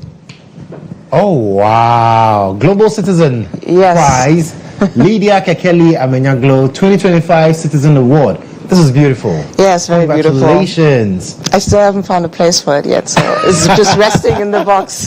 No, but what does this mean to you? What does the prize mean to me? It's a clap on the back from God saying, yo, Lydia, you're going in the right direction. You guys are building something that is pretty impactful. Continue towards that direction. But again, like, I want it, and it says Lydia Kekeli, but I almost wanted to say the people that builds Ghana's food system, you know? Right. So this award means a lot to me, but I couldn't do it without any of those people. Right. So yeah. And this is big. This is huge. Yes. I know Global Citizen. I know what it means. But then, in terms of the work you do, are you collaborating with other people to make sure that we are seeing you said that, well, currently you are Accra based and you're hoping to even go beyond the borders of Accra, go to the Bono region, the northern region and others. Are you working with people, or are you looking forward to working with some organizations? So we're already collaborating with quite a few organizations. I mean, from those big organizations, IFAD and FAO, but also to local actors like Food for All. They're, giving out food and making sure that people are well fed. But so we are collaborating with many actors from Impact Hub. But if you see this, if you're watching this, and you are in any way connected to the food system, I'm also asking you to reach out, because I'm sure that I've seen a lot of young people now wanting to enter into the food chain. So how do they get to see you, know you, get to be a part of the dream and share and be a part of the story? How do they get to connect? So we are a young movement, right? Youth-led movement. So you can definitely follow us on the channels, like on Instagram, Ghana Food Movement, on our website, but also, and I really love this, so one of our biggest programs is called the Youth and Food Program. Right. And it's really a fast track for young university students, because there's a gap between when you come from university and you want to enter the food industry. So we are equipping them with skills and mentorship for half a year, so that they can really get like a really good job in the food industry. And we have about 50 young Ghanaians, and the next cohort, the 5th cohort actually, is coming up soon. So I'm asking every young Ghanaian who's looking for a job in the food industry, whatever it is, from engineering, social media, whatever you want it to be, to watch out for the next cohort. And please apply. Please apply. And you can be followed on social media at Ghana Food Movement? Yes, so at social media, we're very big on Instagram, Ghana Food Movement, then our website, and I'm still building our TikTok account to also reach those Gen Z people. But Kekeli, it's been an absolute pleasure. Your final words as we wrap up the conversation? My final words is, I think you can already guess it, it's buy local. Invest in Ghana's future, and support the backbone of our economy. Congratulations once again, and then keep doing what you're doing. Thank you so much. We're here to always offer our support. Thank you so much, Mauli. So that's Lydia Kekeli Amenyaglo. She is the creative director of Ghana Food Movement, having a conversation with us on the Ghana's food systems, and the message is clear. Eat local, buy local, invest in Ghana's economy. We'll be right back.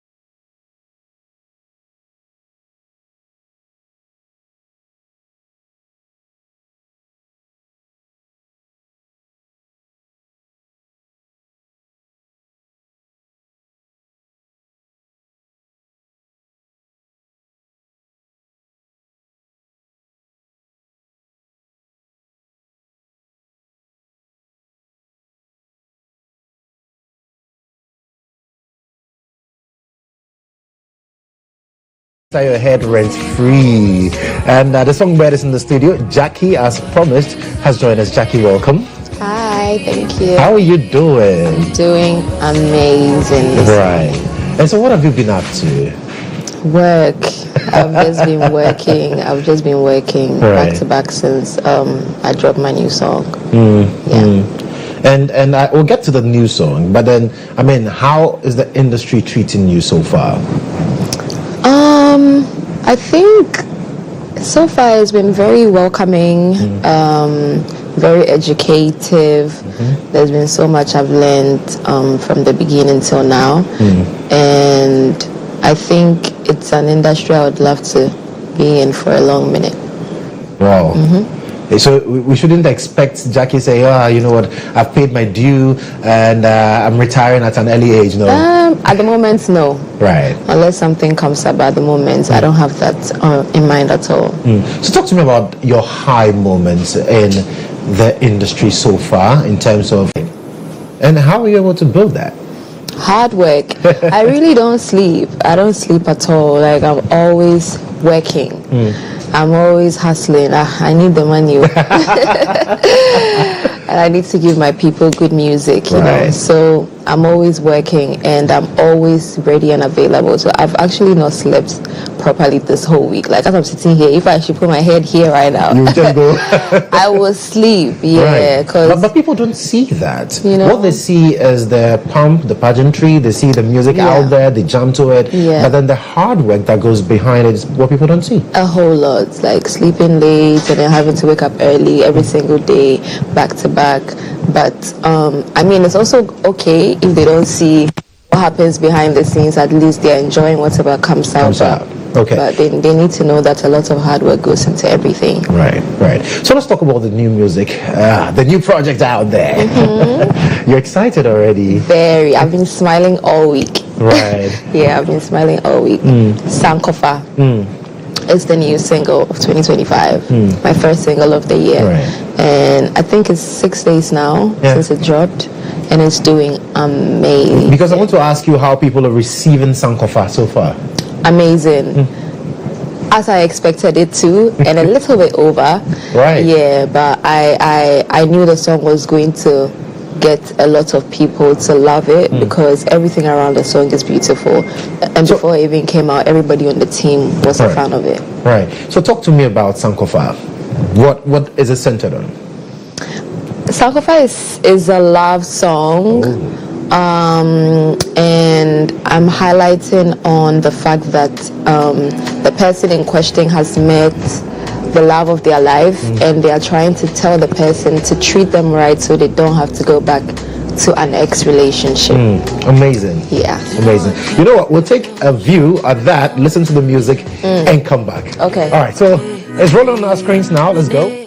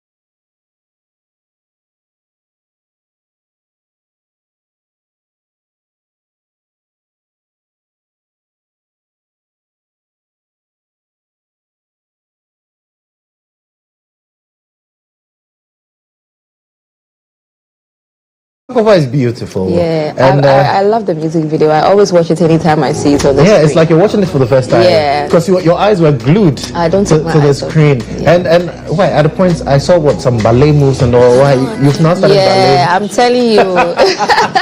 Yeah, this music video. I think this is the first time I've actually done an actual choreography like that, and I think it's part of the reasons why people really like the video because I've not really done a full choreography like that, especially that type of dance move. So yeah, I like. Was that challenging? To be very honest, when we started rehearsing, I would say it wasn't extremely difficult like I thought it was. So that music video actually made me know that okay, I think I can do this type of dance moves, but I just didn't know because I don't do it that much. So they kind of made me, a realization hits me after the music video, So what inspired this?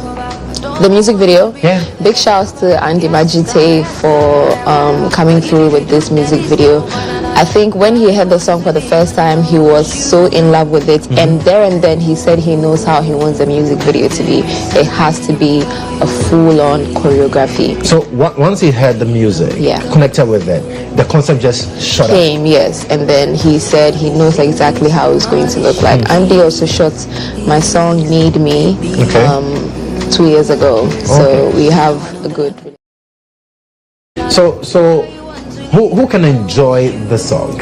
Everybody. This song, everybody can enjoy it. We all have exes, Majority of you guys do. Majority, and most of the girls also want to go back. Most of the guys, okay, maybe.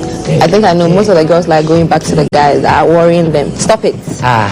Yeah, but the song is for everyone. It's quite easy to sing. I think it's the rap parts that some people keep fumbling, but the lyrics is everywhere, so you can always check to get the correct ones. So what was the plan going forward with Sankofa? We know that whenever you release songs, you're touring the entire world. I see you on one continent to the other. I'm like, hey. Okay, well, that's the life of the songbird. So what's the plan for this? Right, this is geared towards the album, my first album ever in my entire existence. Oh wait, you don't have an album yet? No, I don't have an album yet. I've only dropped 2 EPs. Okay. Yeah, the first EP had Forever, the second EP had Something. Yeah, so this is my first album, and we've been working on it for 3 years. I've said it everywhere. I'm saying it again because it was a lot of hassle. So we're working on it for 3 years. The album is coming this year. Sankofa is on the album, so it's like the first song that we're dropping on there. Expect more. There's a lot of collaborations on the album, so just stay glued to my social media pages. Every other announcement around the album will be posted. So how excited are you about the album? I mean, 3 years in the making. Off the roof. It feels like I'm about to give birth for the first time. Off the roof. I'm so excited.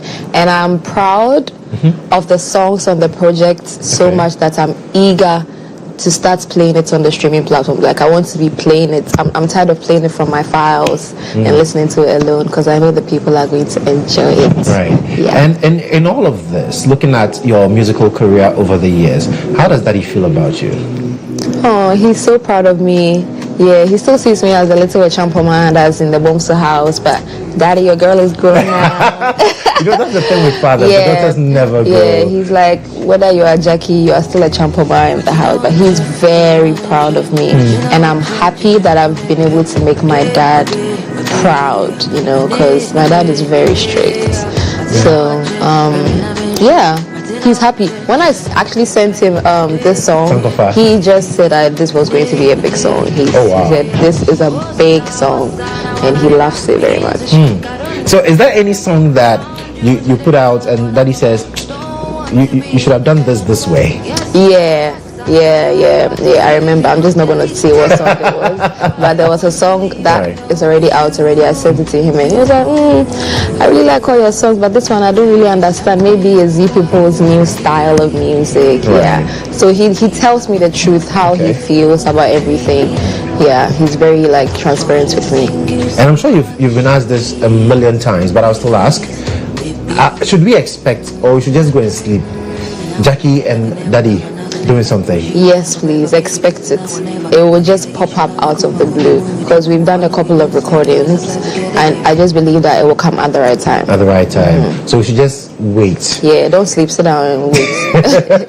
But let's talk about the industry in itself. What was the support base like? Because I remember asking a couple of artists this question, whether the industry supports growth, whether there is enough support even within the circles as artists to be able to get to your fullest. Yeah. The reason why I would even say a big yes is I get to see that kind of unity when we're approaching December. You know, the artists really support each other at everyone's shows. Maybe an artist will be doing a show and you see a lot of us supporting the artist that is hosting the show. So yeah, there is unity in there. The support, the fans are also like doing a good job by pushing the sound as much as they can. So I would say there is support and unity in the industry. How important is having the right management team behind an artist to the success of that artist? It's so important. Like, there's so many talents that have gone down the drain because they unfortunately ended up in the wrong hands. It's a vital thing, even aside being an artist, being a creative. Anybody that has to enter rooms and lead conversations for you, you need to make sure you are picking the right person, because someone can go and just mess everything up for you, you know.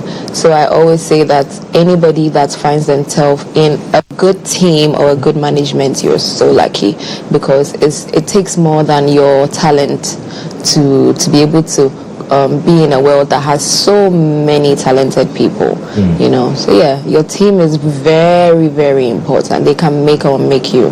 And I'm sure that your team has done exactly what you expected.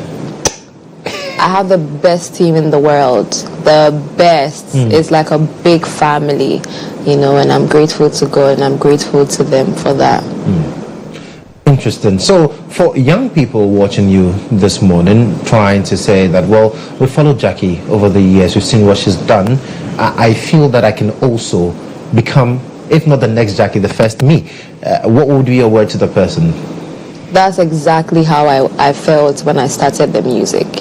You know, that I want to be able to be this person or be a big Jackie. And I was ready to go through everything.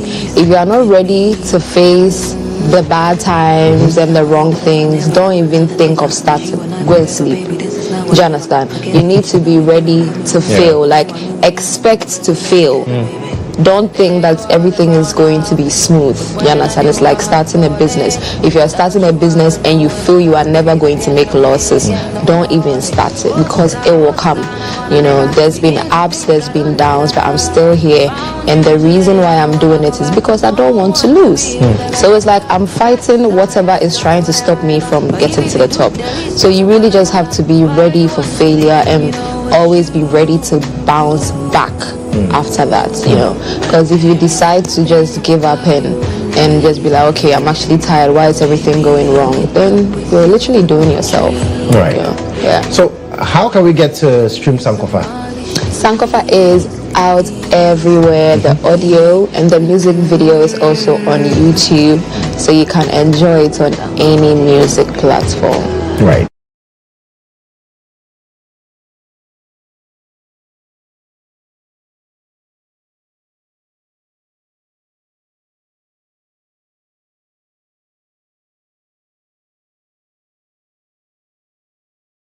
Something nice. Be nice to people and be kind, okay? And then stream Jackie music, and the album is coming. Thank you so much for the support, and everyone in this building as well. Thank you so much for coming through. But today is the 29th, or 30th rather, of May. Forgive me. Wow. I'm losing my thoughts in terms of the calendar. 30th of May, 2025. Some of you are celebrating your birthdays also, and so Jackie is here. She would also help me to be able to celebrate the birthdays for this morning. And so producer, if you're ready, we could just check out the birthdays for the morning.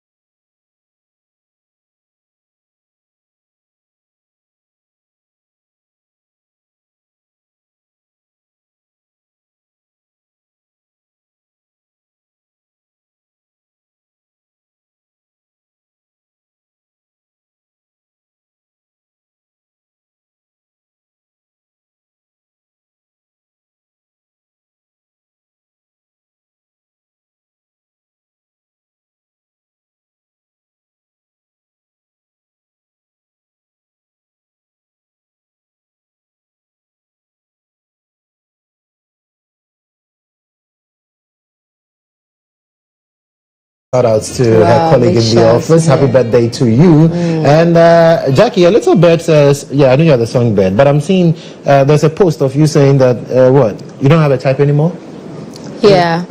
No type? No type. Just I will know the energies when I feel it. So now it's not about type, it's about energy. Yeah. I think people really overlook how someone's personality could be from the inside, because you can meet someone good looking, has all the money in the world, has everything, but their character is terrible.